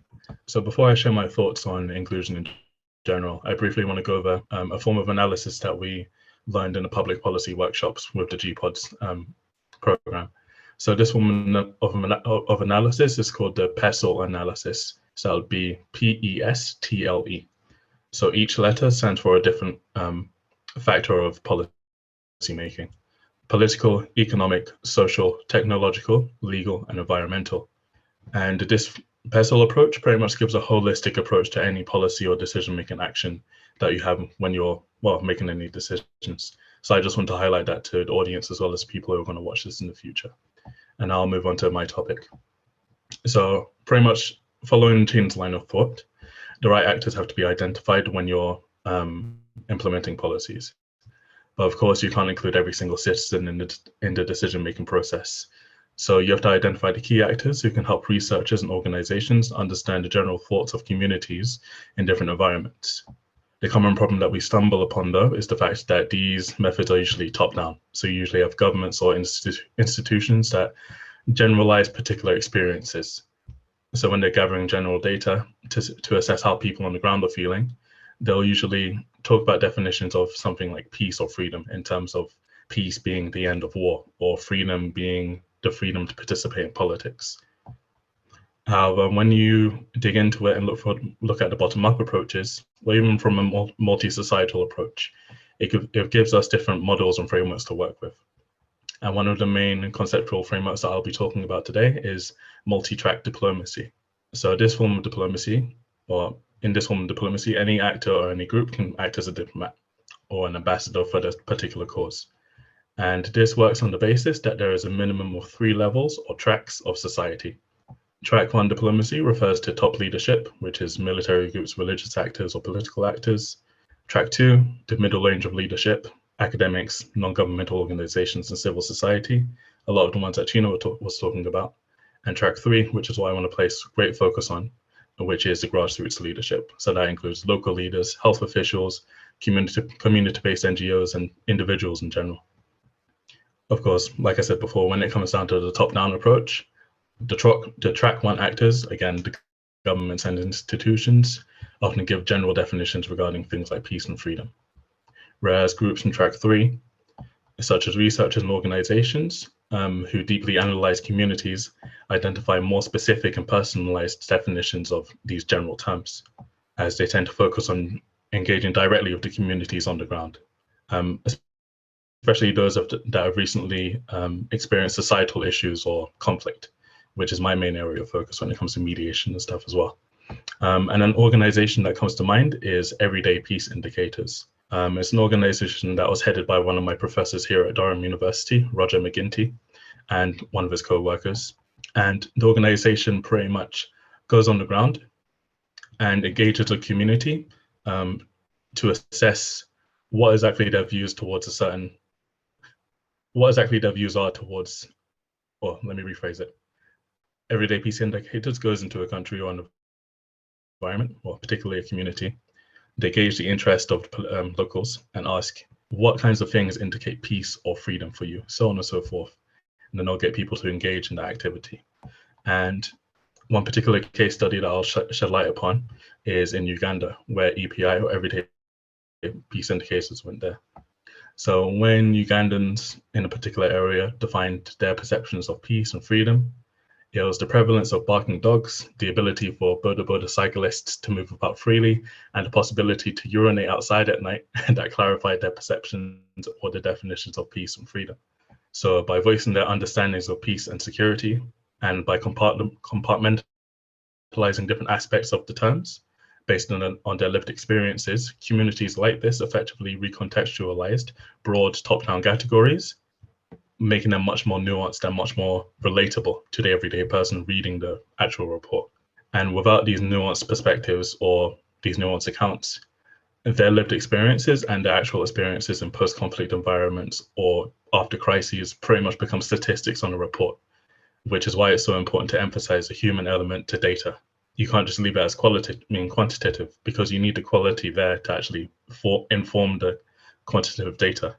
And anybody involved in like data gathering and so on and so forth, if your organization is able to do it, get in touch with the people who you actually got the data from and see how they got the data in the first place, especially if they were talking to people on the ground. Because of course, numbers are good to work with. They're very useful for sharing with other groups as well and initiating different initiating different decisions. But you also need to know who gave you the information in the first place. So yeah, that'll be the end of my part for now. Thank you. Yeah, so both Malakai and China, they brought it out very well that there are certain important key communities which need to be involved in policy making. And Malakai gave us a really, with examples, explained to us that how the human approach is important in policy making, and how we have seen global examples where this human approach can differ to a great extent, and yet it is still important. So on the point of human approach, I think Rachita here would have some great insight from the perspective of psychological and behavioral analysis of what the human approach then brings to policy making. Rachita, would you like to contribute?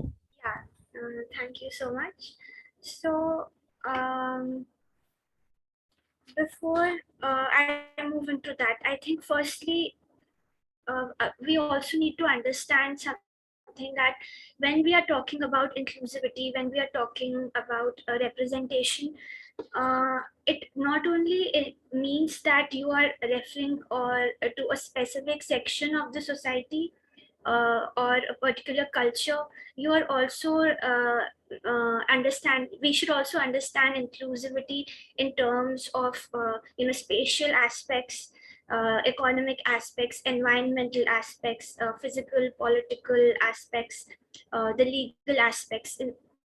I mean, social inclusion dimensions include all of these. So I think that is important to understand first of all. Moving on to what makes community participation work when you go up to a particular community with certain set of policies or an intervention plan.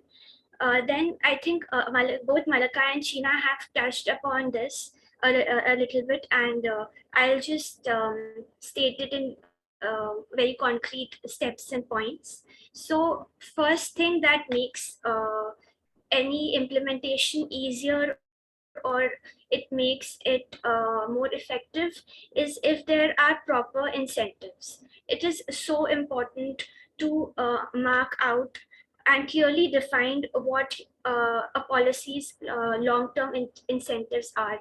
Why should the community participate? What are the risks that they might encounter? What are the benefits they might encounter through this kind of participation? And also if whatever efforts that they are going to put into to make it a success, how are you going to incentivize that? So it's very important to lay that out to them. This form of briefing will set a psychological awareness and foundation in them, which will help in motivating them to keep participating in it. The second thing is again related to the first point, which is matching your rewards, the needs of why you are doing what you're doing, and the efforts. It is important to form this link and also relate and narrate this to your whatever community or part society you are working towards. The third thing is a proper channel of communication. That is really important. You may intend something, they might understand something else. So that a proper channel of communication becomes a really effective tool. Also, it is not only you communicating to them, but also listening to what their feedback is, what they have to say, and that will help in giving you your checks and balances. The fourth thing would be creating a streamlined and simplified procedure. So like Malakai also mentioned, and I think even China mentioned this, having certain groups perform. So basically, the roles and duties assigned to you as a government or as a private body working in a particular community shouldn't be too broad or too narrow.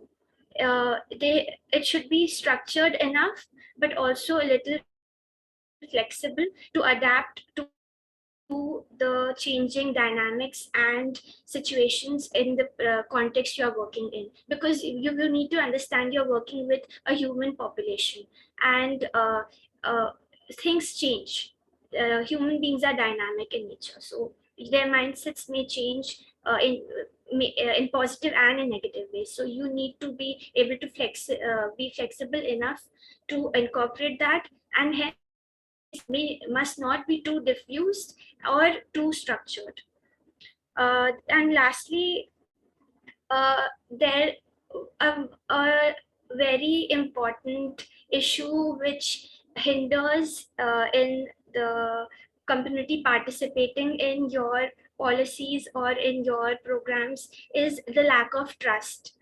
They may not trust you because the people prior to you, maybe the government or the private bodies who have worked with them, or the local governments that have worked with them, they could not, because of certain behaviors or certain mindsets that they held, they could not attain their trust. And so here I think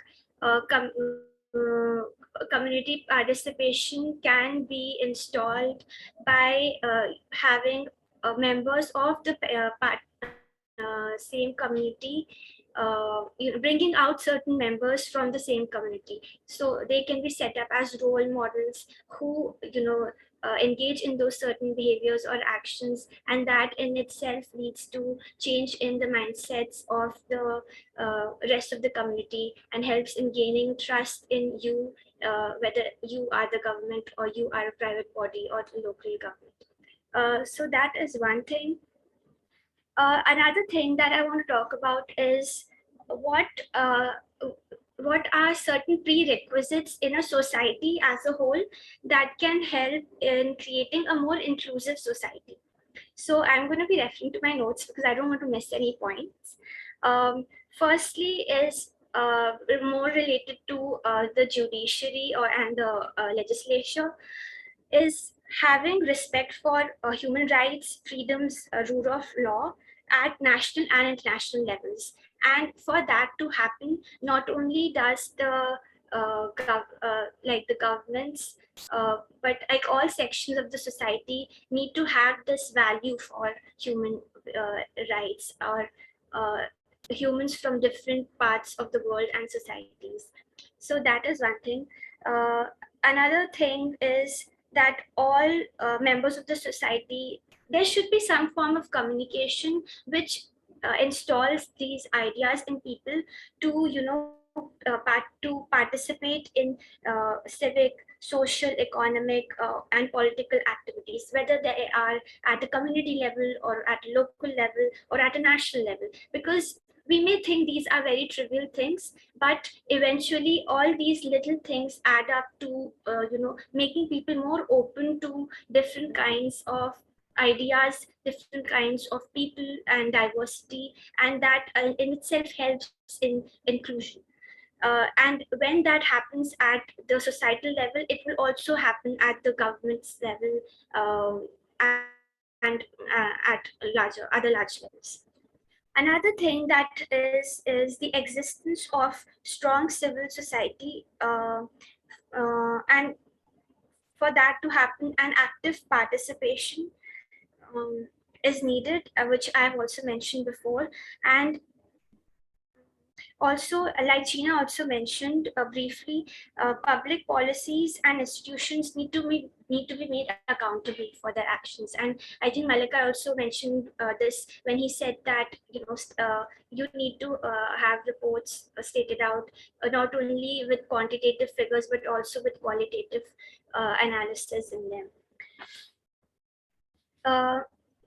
The other thing is, in order to encourage all inclusive participation, there must be universal access to public infrastructure and facilities. Then equal access to public information plays an important role.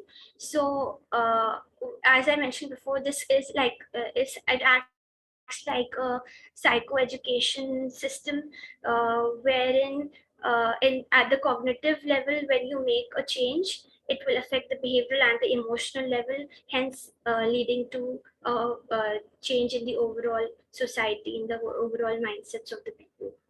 Then also equity, whether it is in distribution of wealth and resources, also helps.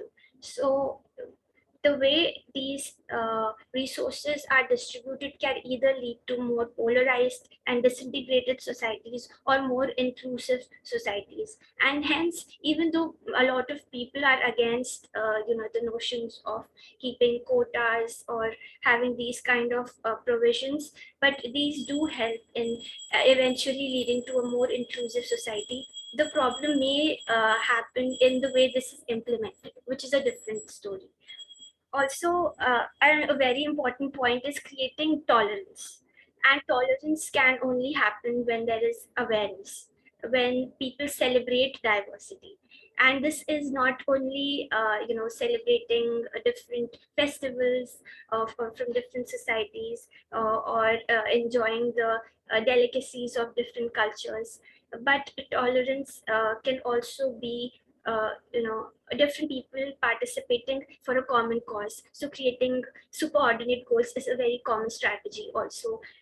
You often use to remove in-group, out-group differences. And educating from a very young age is very important, because after a point, after an age, your personality, it becomes so rigid that it's sometimes, for some people, it may be hard to change the rigid structure, cognitive structures that they have grown up with. So educating youngsters, being involved with the youth is very important, because they can these kind of interactions can lay building blocks which can help, which can lay the foundation for any further or future interventions that you will make. And lastly, effective leadership. Now, here it's just important that the leadership is not, creating a disconnect between the people and their leader, because that will completely fail your plans. And also creating positive narratives about particular cultures or societies. So here media can play a very important role. And often, sadly, a lot of times, even when media, whether it's the entertainment or whether it's the news media, when they try to talk about or portray certain communities, often they are bashed because they are bashed for representing the or reinstating the stereotypes which a certain section of the society does not want to be associated with. But what people fail to realize is by portraying these communities, they are not reinstating those stereotypes. Rather, they are making people aware of why these stereotypes exist, what is the reason behind, because there is some truth to every stereotype, but of course I'm not saying that stereotypes are true, but there is a certain truth which leads to the formation of a certain stereotype or prejudice. So when these kind of positive narratives are portrayed in the media, I don't think they should be discouraged, because they are creating a background knowledge or awareness amongst people of why understanding a certain section of the society is important, so that people who are having these kind of stereotypes may eventually their stereotypes can disintegrate, and they stop holding those kind of beliefs. And also it can also help in understanding the process. I don't know if I could make that clear. So I think I will stop now, and Shiksha can take over. Thank you, Rachita. I think those detailed points on how societies and human behavior is such a complex and a result of so many different factors which need to be considered, which I believe policymakers often miss out. Because even when Malakai and China were putting for their points of like what is the importance of inclusion in policy making, we tend to look at it from a very so as to say mechanical perspective. And even when we talk about the human element, we forget that there are so many social factors which affect a human being, and thus that human being goes on to affect the society, the politics, and everything that we see around us, right? And both you and Malakai started off with looking at policy making from these various perspectives, but I think you bringing in the psychological and behavioral perspective really added a great dimension to the discussion. I must thank you for the same. And I believe now that in the spirit of the topic that we have today, which is inclusion and representation, we should definitely include the audience and give them a voice within our discussion. So I'll be posting the poll link on the chat box right now, and I request everyone to follow the link and post in their answers for the poll. I must say that there is no right answer. It's just to get a general opinion of the audience we have today. And we give you 20 seconds within which also, if anyone has any questions, or if the panelists would like to maybe engage with one of the questions which has come from Arpit in the chat box, you're free to do so. Any of the panelists? I would share the poll results as soon as everyone is done with their answers.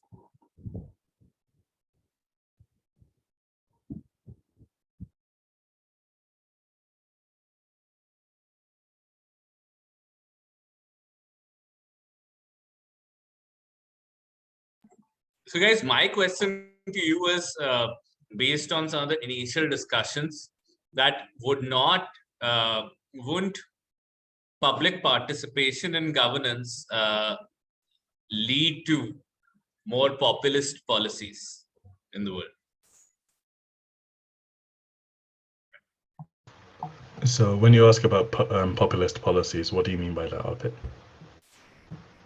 Well, what I mean by that is policies which may apparently look good for a majority of the public, but then they may overall not be desirable from an equity point of view. So, for example, populist governments, they tend to cut down on the rights of the minorities. Populist governments would sometimes argue for belligerence towards another nation, while it may not be the interest in the interest of the nation. So, just in the sense of the current right-wing populism which we see all across the world, wouldn't public participation and governance bring in more of that? I think it'll be maybe not completely the opposite, but it's a case where, because it's including more voices from marginalized groups or even outside groups or even people abroad, it's a case where, of course, the loud minority of the extremist right-wing views will still be very loud, but ultimately there'll be a minority. Because even if you bring multiple ethnic groups together, ethnic minorities together, they can still overwhelm the minority group who is also native to the country. So, for example, if I got together with several Pakistanis, Indians over here in the UK, and there are a bunch of like right-wing nationalists here in the UK, more of us would overwhelm them in terms of our opinions. And we could also engage at that certain level as well. Because it's public participation, there'll be more room to talk about these issues from different perspectives. And I'll be going into that a bit later on in the talk. Sure. No, thank you. Cheena? Yes, I think Cheena also has to contribute. Yeah. So Arpit, I think I'm sorry because of the technology challenge I got, I lost the connection. So the last piece of what I was talking was actually also focusing on prioritizing the stakeholders when we involve different people into the process of policy making. So there are different agencies who may hold different authorities at different levels of policy making process. So every policy has several actors and factors and key stakeholders who are involved in addressing the issues at different stages. But we know very little about their positioning in the whole landscape. So the last point that I was actually trying to stress on was that when we decide that whom to be involved and how they need to be prioritized in the whole policy making process, we should try to answer the following questions to ourselves, which is like, who is being affected by the problem and for whom the policy is being made? Who plays a role in shaping the policy and program decisions? Who's advocating what?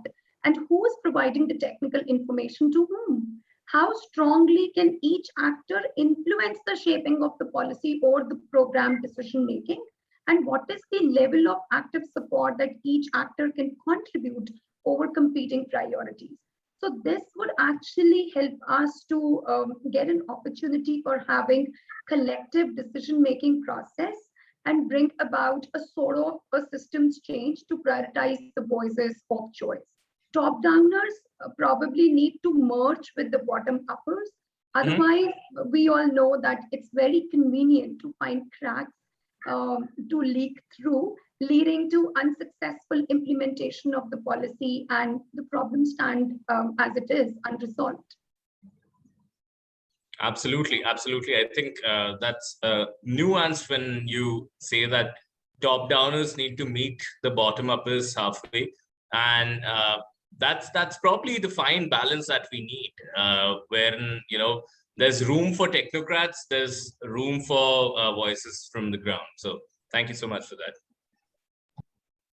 We also have the poll results in front of us now, and I think basis the discussion which was about what are the key problems and the needs for inclusivity. I believe the majority of our audience believe that the lack of feedback mechanism is an important problem, due to which we have the issue of lack of representation and inclusivity. And I think, Cheena, you can give us some more insight, having discussed the issue and having discussed even the importance and thus the need of inclusivity. And not only that, giving more nuance to the discussion, we have even discussed the different approaches by which it can be done, like both you and Malakai talked about the top-down, the multi-level approaches. What more can be done? What is the way ahead? And maybe that would share more insight with our audience. So I would give it to you for the same. Sure, certainly, Shiksha. And thank you so much, our audience, for participating in the question. And I completely endorse the fact that feedback mechanism is very, very, very important for strengthening the policy making mechanism.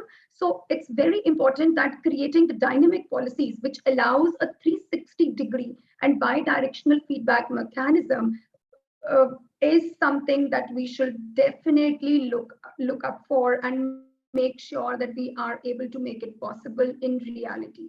This will help to make the policy ever living, always breathing, and can always have the opportunity to evolve with the multi-generational developments. Creating participation from all different sectors is easy to say, but is a very challenging process.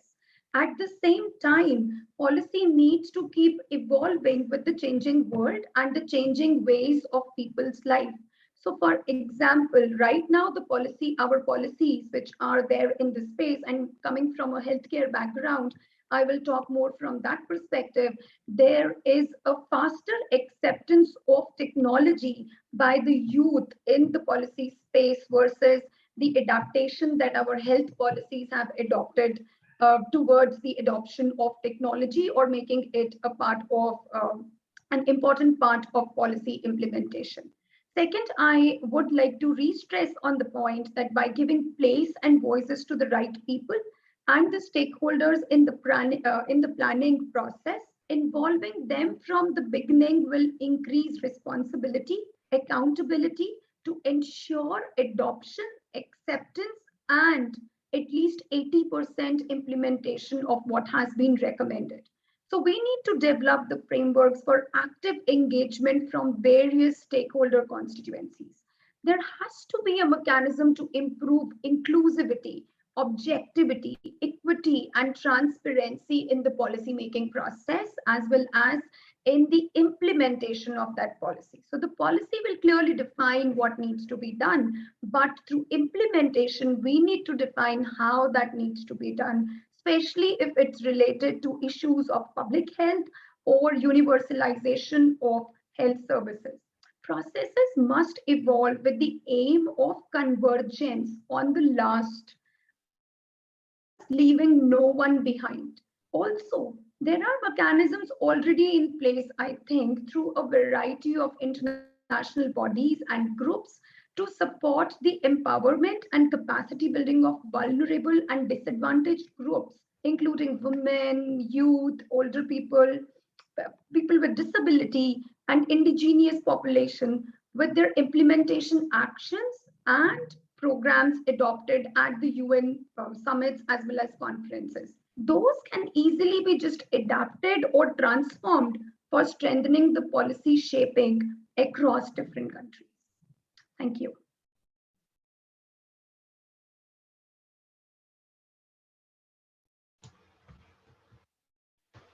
I'm sorry.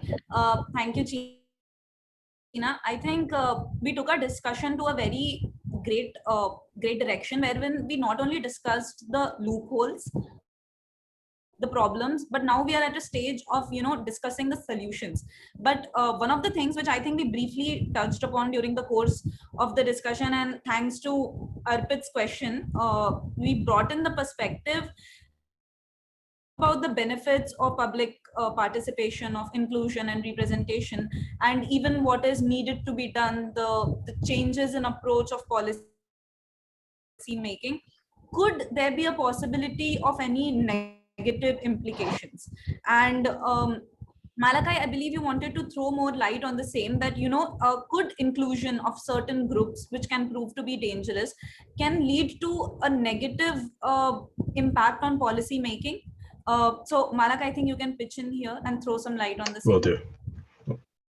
So before I dig into that topic, however, I'd like to mention things that Rachita and Tina have said relating to this. So yeah, again, the general gist of this part will be identifying whether or not it's important that multiple groups come to the negotiation table, whether or not they're controversial or dangerous.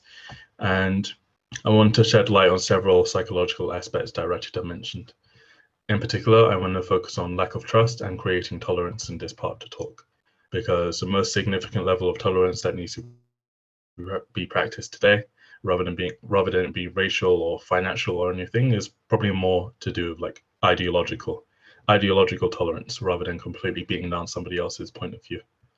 And of course, while the groups that I might be talking about today might be controversial, excluding or ostracizing them from the conversation leads them to take extreme measures to actually reclaim their voices, which is why I'm going to lead up. I'm also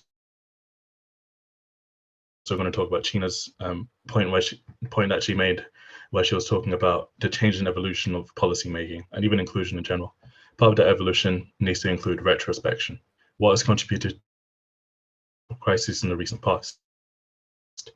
And one of the main ones I'm looking at in my dissertation right now that deals with mediation, counterterrorism, and inclusion is the fact that a lot of radicalist groups and extremist groups tend to be groups who have been marginalized and then ostracized from the conversation, to the point where they've sought people from outside the country or outside of their group to gain sympathy and support.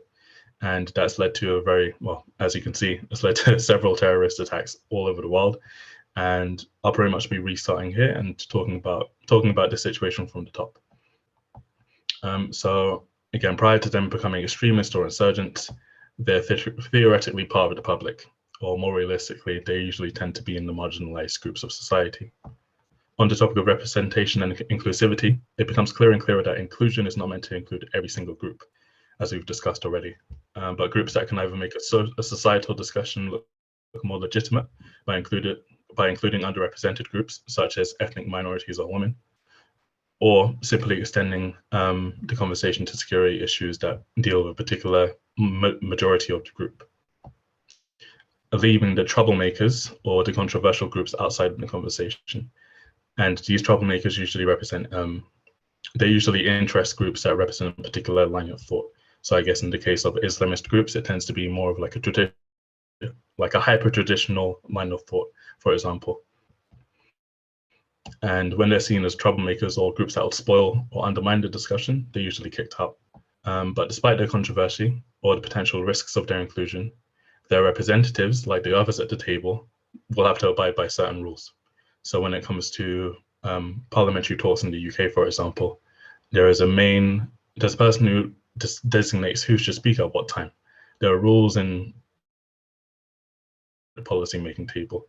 So even if the representative is an extremist, they'll still have to be told to shut up when they have to. And while some could argue that giving them a platform to speak could cause them to convince other citizens to follow their potentially extremist rhetoric, there'll be amongst other representatives that could simply refute their ideas and completely counter their ideologies as well. So there'll always be a counterbalance to their extreme opinions on the other side as well, because there's room for discussion, especially in democratic countries. Situations like this usually happen. Usually see this kind of example when you're watching political debates on television. And I'm going to refer to particular cases back a few years ago when Nigel Farage, one of the predominant leaders of the UK Independence Party several years ago, was like a leading figure for the right-wing extremists in the UK. He was quite a charismatic speaker who had a following that pretty much acted as a loud minority. And I've mentioned that phrase before. And while they were loud, I have to place emphasis on the fact that they were a minority, and their group was small because their ideas could easily be refuted. I argue that opposition, be it light or extreme, is required for any ideas or policies to be refined, as criticism from multiple sides of the table improves policymaking or decision-making processes. And even when you're speaking amongst your friends, there's always a counterbalance of me saying this, you saying that, and then our ideas formulate and become even more refined. Conversely, like on the opposite end, in nations where those controversial groups are more extremist with their ideologies, and where they're not in countries that are democracies, for example, when you constantly exclude those groups, that's when it becomes a bit more risky, well, a lot more risky, because once you start ostracizing them, like I mentioned before, it could potentially lead to the worst case scenario where they become armed rebel groups or terrorist groups as well. So while top-down actors like the government could try to isolate them from any domestic support, the interconnected nature of the world enables those groups to secretly appeal to other groups worldwide. And this tends to be the case with so-called Islamist groups. They make a claim saying that this is on behalf of Allah, this is for our brothers and sisters around the world, even if they don't believe that. Secretly fund them, secretly provide them more fighters, and most importantly, secretly keep on adding to their resurgence. So even if a group like ISIS were to be knocked down tomorrow, and even though they have been, today we have ISIS-K, which claimed that launched the attack on the Kabul airport. And people were like, but we defeated them years ago, but it's not the case. Disgruntled with the world and the way that they're being treated across the world. So yeah, whether they're religious or not, they still appeal to supporters worldwide. And unfortunately, the worst case scenario has happened very frequently in recent times. So I very much call for greater inclusion of marginalized groups. And if their representatives are controversial, engage with others at the table who will critically analyze and argue against those views. Because again, with any type of group, even if we're talking about particular things like discussions about gender or anything, today there are too many groups being demonized for their views rather than being asked about why do you think that way. And I've had it in the past, like even some of my anthropological classes where there was a transgender student and I asked a particular question, I don't remember what it was, but they took offense to it despite it being a genuine question on my part. Their mindset was more, people keep asking me this, why can't they look up themselves? My mindset was, I don't know your world. I won't know anything about it if you don't teach me. And it could be the same thing about me being Black as well, especially in the UK where I'm a minority. If someone asks, hey, do you like eating fried chicken? I can laugh at them and be like, not all of us do, but I particularly do. And it gives room for conversation rather than attacking each other. And that's pretty much why I want to promote here in this conversation as well. So thank you for listening. Yes, thank you, Malakai. I think I must commend you. Hold on, you're muted, Shiksha. There you are. Yeah, I think, Malakai, I must commend you for this line of thought and this perspective, because you know the intuitive response to extremist groups is generally to exclude them further and to take like belligerent and dire steps against them. And today we are seeing a lot of polarization in the world. As you mentioned, the worst case scenario in Afghanistan is right in front of us. And you saying that, you know, public participation and inclusion can always lead to more positivity, because these extremist views come in front of people and discussion only leads to prove that these views are wrong and problematic, and thus better non-extremist views is, I think, the intention and objective with which policymakers all around the world should actually go ahead with, for better policies, for more inclusive policies, and to reduce the extremism, the polarization that we are seeing in the world today. So again, I mean, not only from the perspective of the discussion, but as a human being, I would like to thank you for bringing in this perspective and giving us all this beautiful lesson, and a lesson for the future, that we must all take into account, that further exclusion can only lead to more animosity. Rather, inclusion is the right answer for today's for today's world. And from the point of inclusion, I think again it's I would like to take the opportunity to include our audience and give them another very small poll, which I think would very well conclude the discussion today, and help us know what the audience drew from the discussion. So I believe you all have around 20 seconds. Please feel free to join in the poll.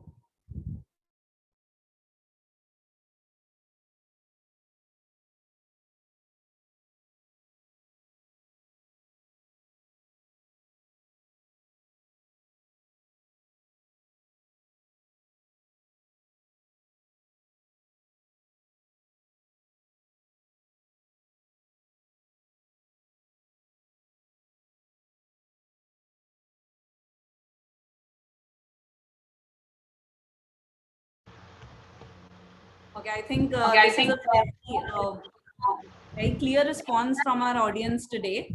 And I think this proves that our discussion was very fruitful and successful.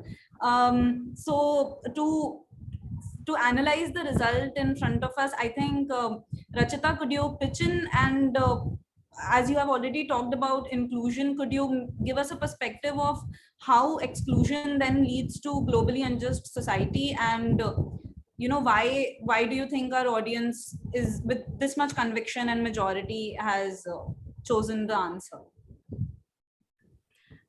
Before that, Arpit sir, did you have any comments or questions? You had raised your hand. Sure. Rachita, I thought by now you would get into the habit of calling me Arpit, but so no, I just had a thought, and I would invite any quick reflections if possible. That I remember once that on our campus when I was in grad school, we had a right-wing, the American right-wing, a foundation, a think tank presenting to our institute, and on that think tank, they were showing maps of which countries are free according to them, democratic, etc., etc. And they saw and they showed China and Pakistan in red, which meant that they are not part of the free world or the democratic world, etc., etc. And even though I don't have much sympathies with right-wing think tanks, and as you know that I'm a centrist myself, I don't have a sympathy, for extremely left-wing or extremely right-wing think tanks alike. I remember that some of the students on campus almost organized a pseudo protest of sorts, demanding that this organization should be banned on coming to the campus.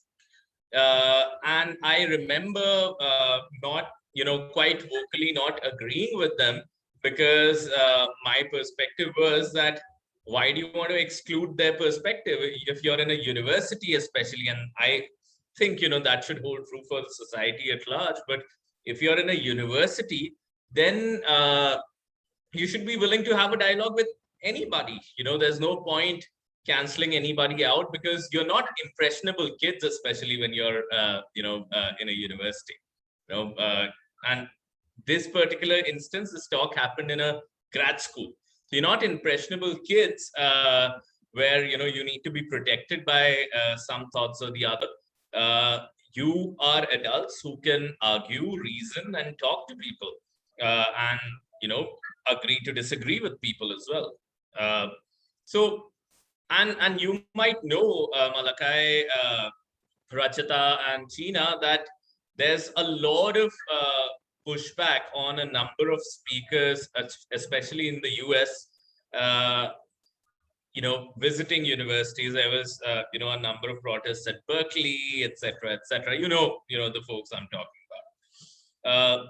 But do you think that there's a case that even if we don't agree with their point of view, they should be at least allowed to be on university? And how far can we push, or how far can we apply this sort of an ethic if we say that no, everybody should be allowed on the university, to banning folks on Twitter?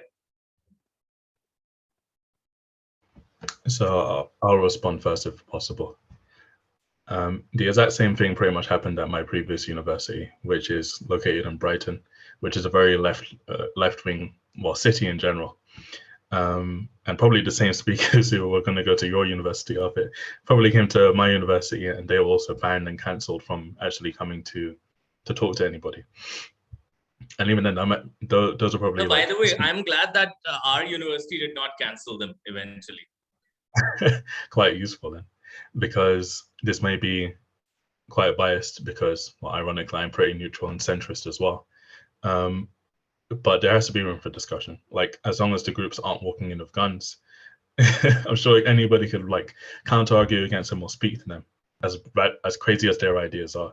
Because if you had somebody go to an extreme, if you had somebody going to, I guess, a more right-leaning university or even institution, and they were there advocating for same-sex marriage and so on and so forth, if they were cancelled, that'll be a massive, massive blow to the whole reputation. Which is why, from the looks of things today, one side tends to be more powerful than the other in terms of their influence. So if we're talking about China in contrast to the UK, for example, of course, democracy is a major factor of the UK, so we have a lot of public participation in talks, so on and so forth. On the opposite side of the spectrum, we have in China, people can still participate online by going on forums and talking with each other. But when it comes to policies such as even recently even the one-child policy that's changed recently, now it's a three-child policy, and nobody has any say against it. And everybody's like, why would you introduce this when we can't even afford a place for a family of two? So you have those different ends of the spectrum, but you also have a pendulum that constantly swings in society as well. So in the past, again in the UK or even in the West, gender issues or societal issues or racial issues would have been swept under the rug because it was more right-wing leaning. The pendulum has shifted to the left side right now, leading people who were potentially on the other side before to like look at the other side and be like, okay, you guys are being a bit crazy now too. So politics is always shifting, but there always has to be room for discussion, because when you start demonizing the other side for not particularly being comfortable with the other side, then it's unfair to the other group who wants to speak or even ask about certain questions, because then you get demonized for something that you may have genuinely been innocent or unknowledgeable about. And if you are ignorant, if you're talking to someone ignorant, don't assume that they're being rude or trying to knock down your ideas. If they're ignorant, teach them. Simple as teach them. Absolutely. That makes a lot of sense. I agree. Yeah. Sheena?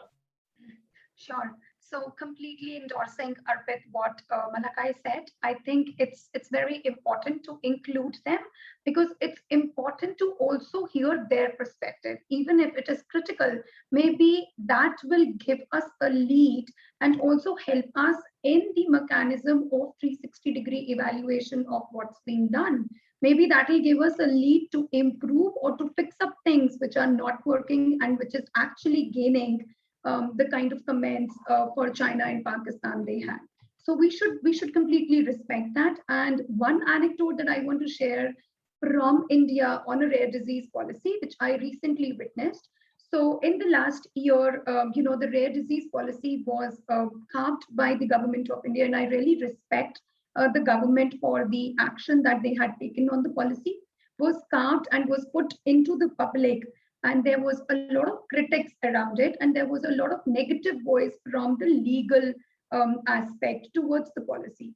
So the government actually accepted that feedback. They withdrew the policy from the public domain. They reworked on the policy by creating an inclusive approach where all the different sectors were involved, starting from patient support groups, the civil society organization, the legal, the court, and even the different departments like, the tribal ministry or the ministry of which looks after the public sector units, or even, the mechanisms or schemes like ESI and CGHS in India. They compiled the comprehensive feedback, the holistic feedback from everybody, and synthesized that, analyzed that, and they came up with a policy which is quite robust now in itself. And it also gives a very good financial models for supporting the treatment of the patient. So first time, I have seen that there is a policy by the government which actually has a scope to also talk about access to treatment. Otherwise, if you really see majority of the health policies, because I'm more coming from a health perspective, they only focus on prevention and then management, but then they hardly focus on improving the access for the management. So I think I would also, completely go with your thought that they should be included in the discussions and they should not be stopped visiting the universities in future. Thank you. Absolutely. And I think your example from the health policy initiative earlier of the government to include so many voices was very instructive as a case study into this. Thank you. Rachita?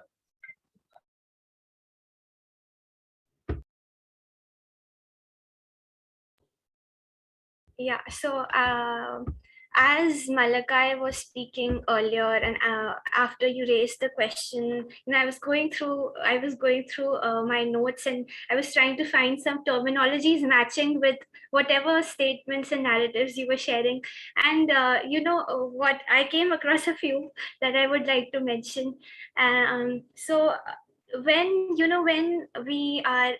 we talk about inclusion exclusion, we need to understand one thing, that there is an identity that exists in every person, and that identity is not just the person's identity, but also his identity with respect to the society he lives in. So there is also a social identity that he identifies himself with.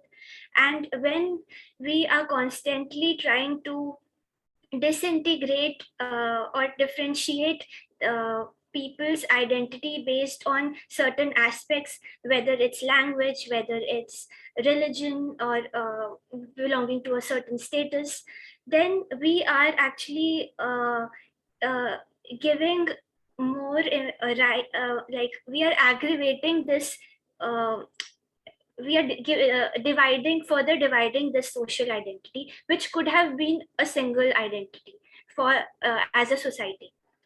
And also, when you are not including them in the discussions, when you're not hearing their voices, it is leading to something known as an attenuation effect, which is basically you tend to overestimate the similarities you have with your group, and overestimate the differences one group has in relation to the other group. So which is not healthy, which is not something we would want.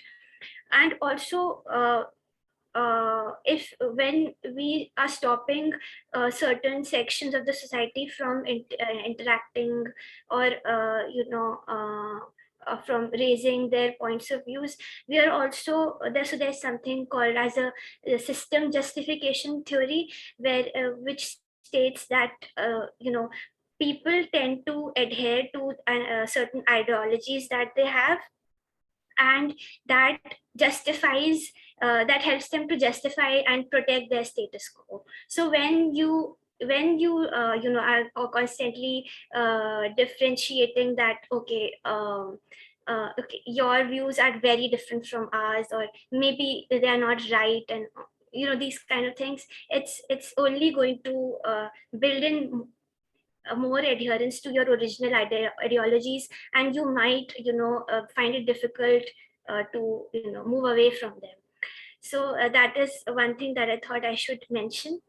Also, as an end note, we were discussing about how exclusion results in a globally unjust society. So there's a psychologist who has actually laid down certain steps, or not really steps, certain scenarios which can happen, which can lead to this collective aggression as a society, or collective violence. So he says that whenever there is isolation, whenever there is seclusion, it will lead to a sense of relative deprivation in a person or in a group. This will lead to frustration, and this frustration will may get further exacerbated if there are aversive environmental conditions present. And these environmental conditions could be something as trivial as climate change, like being in a very hot climate. That could also aggravate this condition and amplify frustration. And these individual acts of this will lead to, okay, one person is feeling this way, but imagine that there's a society, the individual is belonging to a certain society, and so many other individuals are feeling this way also. So these individuals will actually lead to individual acts of aggression, and that will further exacerbate the aggressive situation or frustration. And this can get further exacerbated if there are aggressive stimuli present. For example, external aggressive forces like armed forces or armed policemen, stop them from raising their points, or whatever the situation is. This can again, exacerbate the aggression and frustration and lead to more widespread aggression. And those group of people will now assume a more dominant aggressive response. And that will again, lead to frustration, and then there will be collective violence, which is also something which Malakai was talking about when he was talking about terrorism and these extremist groups. So these are, in subtle ways, how subtle psychological ways in which the collective, which can result in the collective aggression. So as for the benefit of the audience, whoever is here now, just to sum up everything, in order to promote social inclusion, just remember 5 points: visibility, consideration, access to social interaction, rights, and resources to fully participate in the society. If all of these things are present, you will be able to promote social inclusion in the society. Thank you, Rachita. I think Malakai brought in the point of lived experience, and you giving us such an insight into the social aspects which affects an individual, and then the cycle of individual affecting the society. We do have a question from Titli, and Titli, if you would like to unmute yourself and pose it to the team. I think one of them could take, as far as I understand, it's from the global policy perspective. I'm sure any one of them would be glad to take the same. Hi, everyone. First of all, thank you for this insightful discussion. It's been really interesting. My question was in terms of just the context that we're talking about inclusivity in. The current scenario with GDP and economic success being the metric that is used in terms of measurement, and therefore excluding so many different societies. How do you see the current system being able to harbor inclusivity? Do you think that the world needs a complete paradigm shift into something that measures success in a different way? It's definitely an interesting question. Thank you, Titli, for the question. And thank you for our 6,000 audience members for staying awake at this time. So in response to that question, if I guess the global model to be economically based today, it's a case where I think at stage the world is becoming more aware of the fact that participation is becoming much more and more important, especially around COVID hit. It's, hey, we still need people to actually contribute to this global economy. When the people are dead, nobody can actually contribute to the economy. So I guess we'll need more new businesses, more innovation, more inclusion of different groups in order to move forward and prosper. And the same thing is very well present in international relations as well, because it's less of an economic thing and more of a practical thing. You've seen that America's a very prominent actor when it comes to international interventions and so on and so forth. And they're very quickly realizing that a lot of things that they've done have contributed towards more chaos and confusion, especially with the groups that they were involved in as well. And in the international intervention sphere, you're seeing a lot more groups, a lot more top-down institutions saying, okay, we actually need to focus on finding middle ground between bottom up and top down, because these numbers aren't working for us. Us trying to put a liberal democracy in a country that was based on authoritarianism clearly didn't work, even though we assumed it would. And even despite our good intentions, good intentions and numbers aren't enough to actually make a significant shift in the model, no matter how much money, even when you're talking about development projects as well. You dump money, you throw resources into another country. I remember this case or this story where they said that a certain NGO sent tractors to a particular country to help increase their yield and their crop yield. But what the people actually did was dismantle the tractors and sold the parts for money, and without putting anybody on the ground there first. So yeah, you just dumped a lot of money into something that you didn't know was going to happen.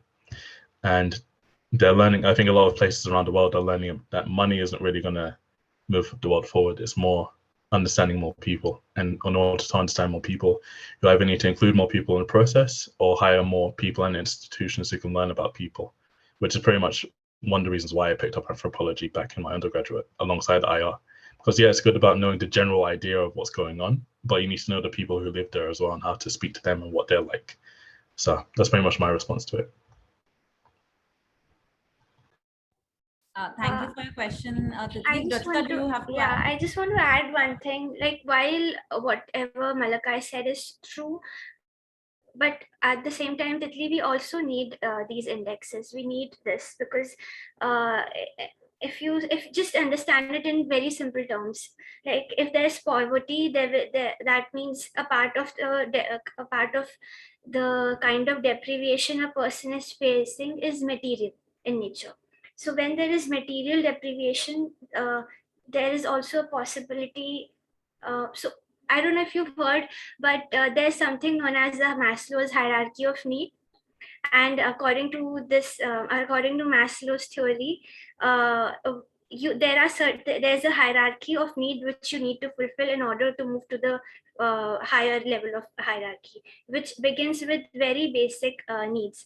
It starts with physiological needs, your needs of hunger and just things to survive, and then it moves on to safety needs, and then it moves to love and belongingness, then self-esteem, and then self-actualization.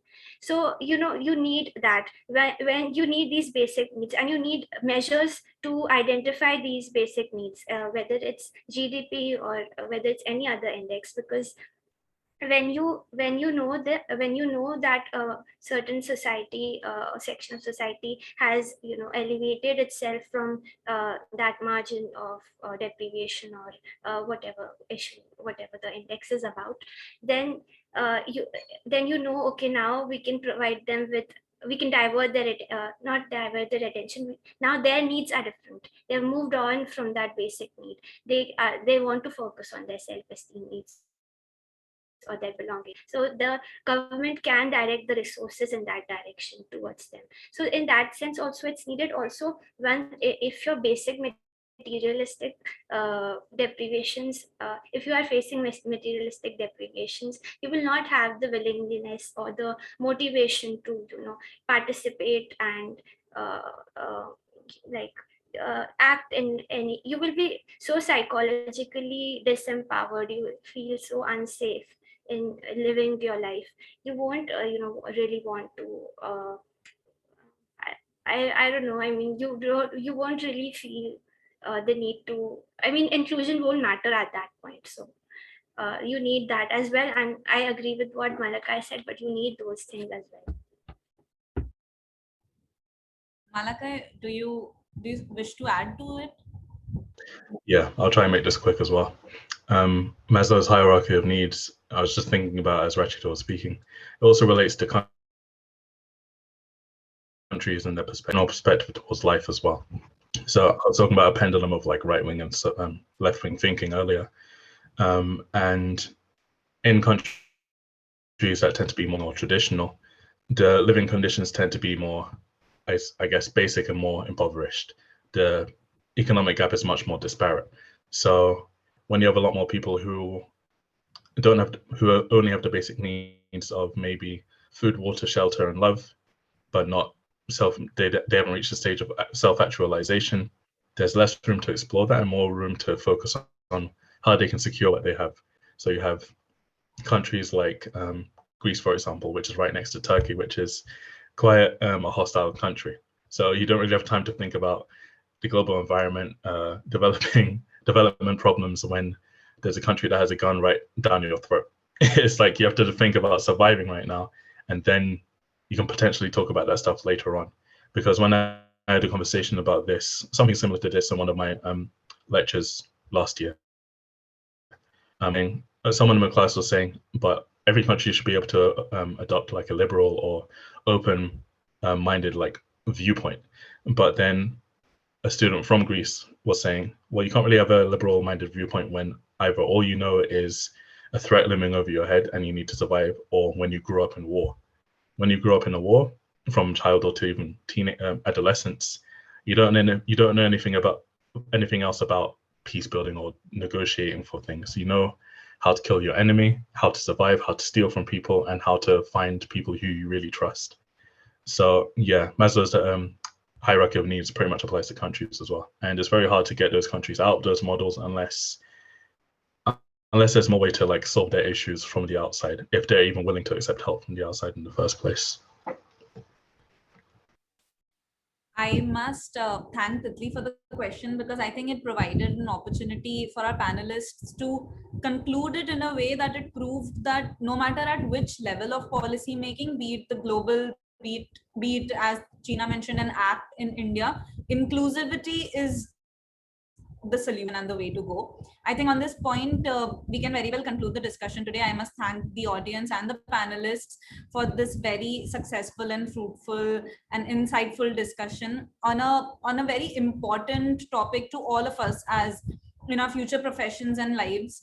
And just before I think ending this, I must say that we also have another day of the Ideation Summit tomorrow. So please join us from 5 to 9:30 p.m. again. And it was great moderating this session with the amazing panelists that we have today. And thank you everyone for staying so long and for your time and thoughts. Thank you.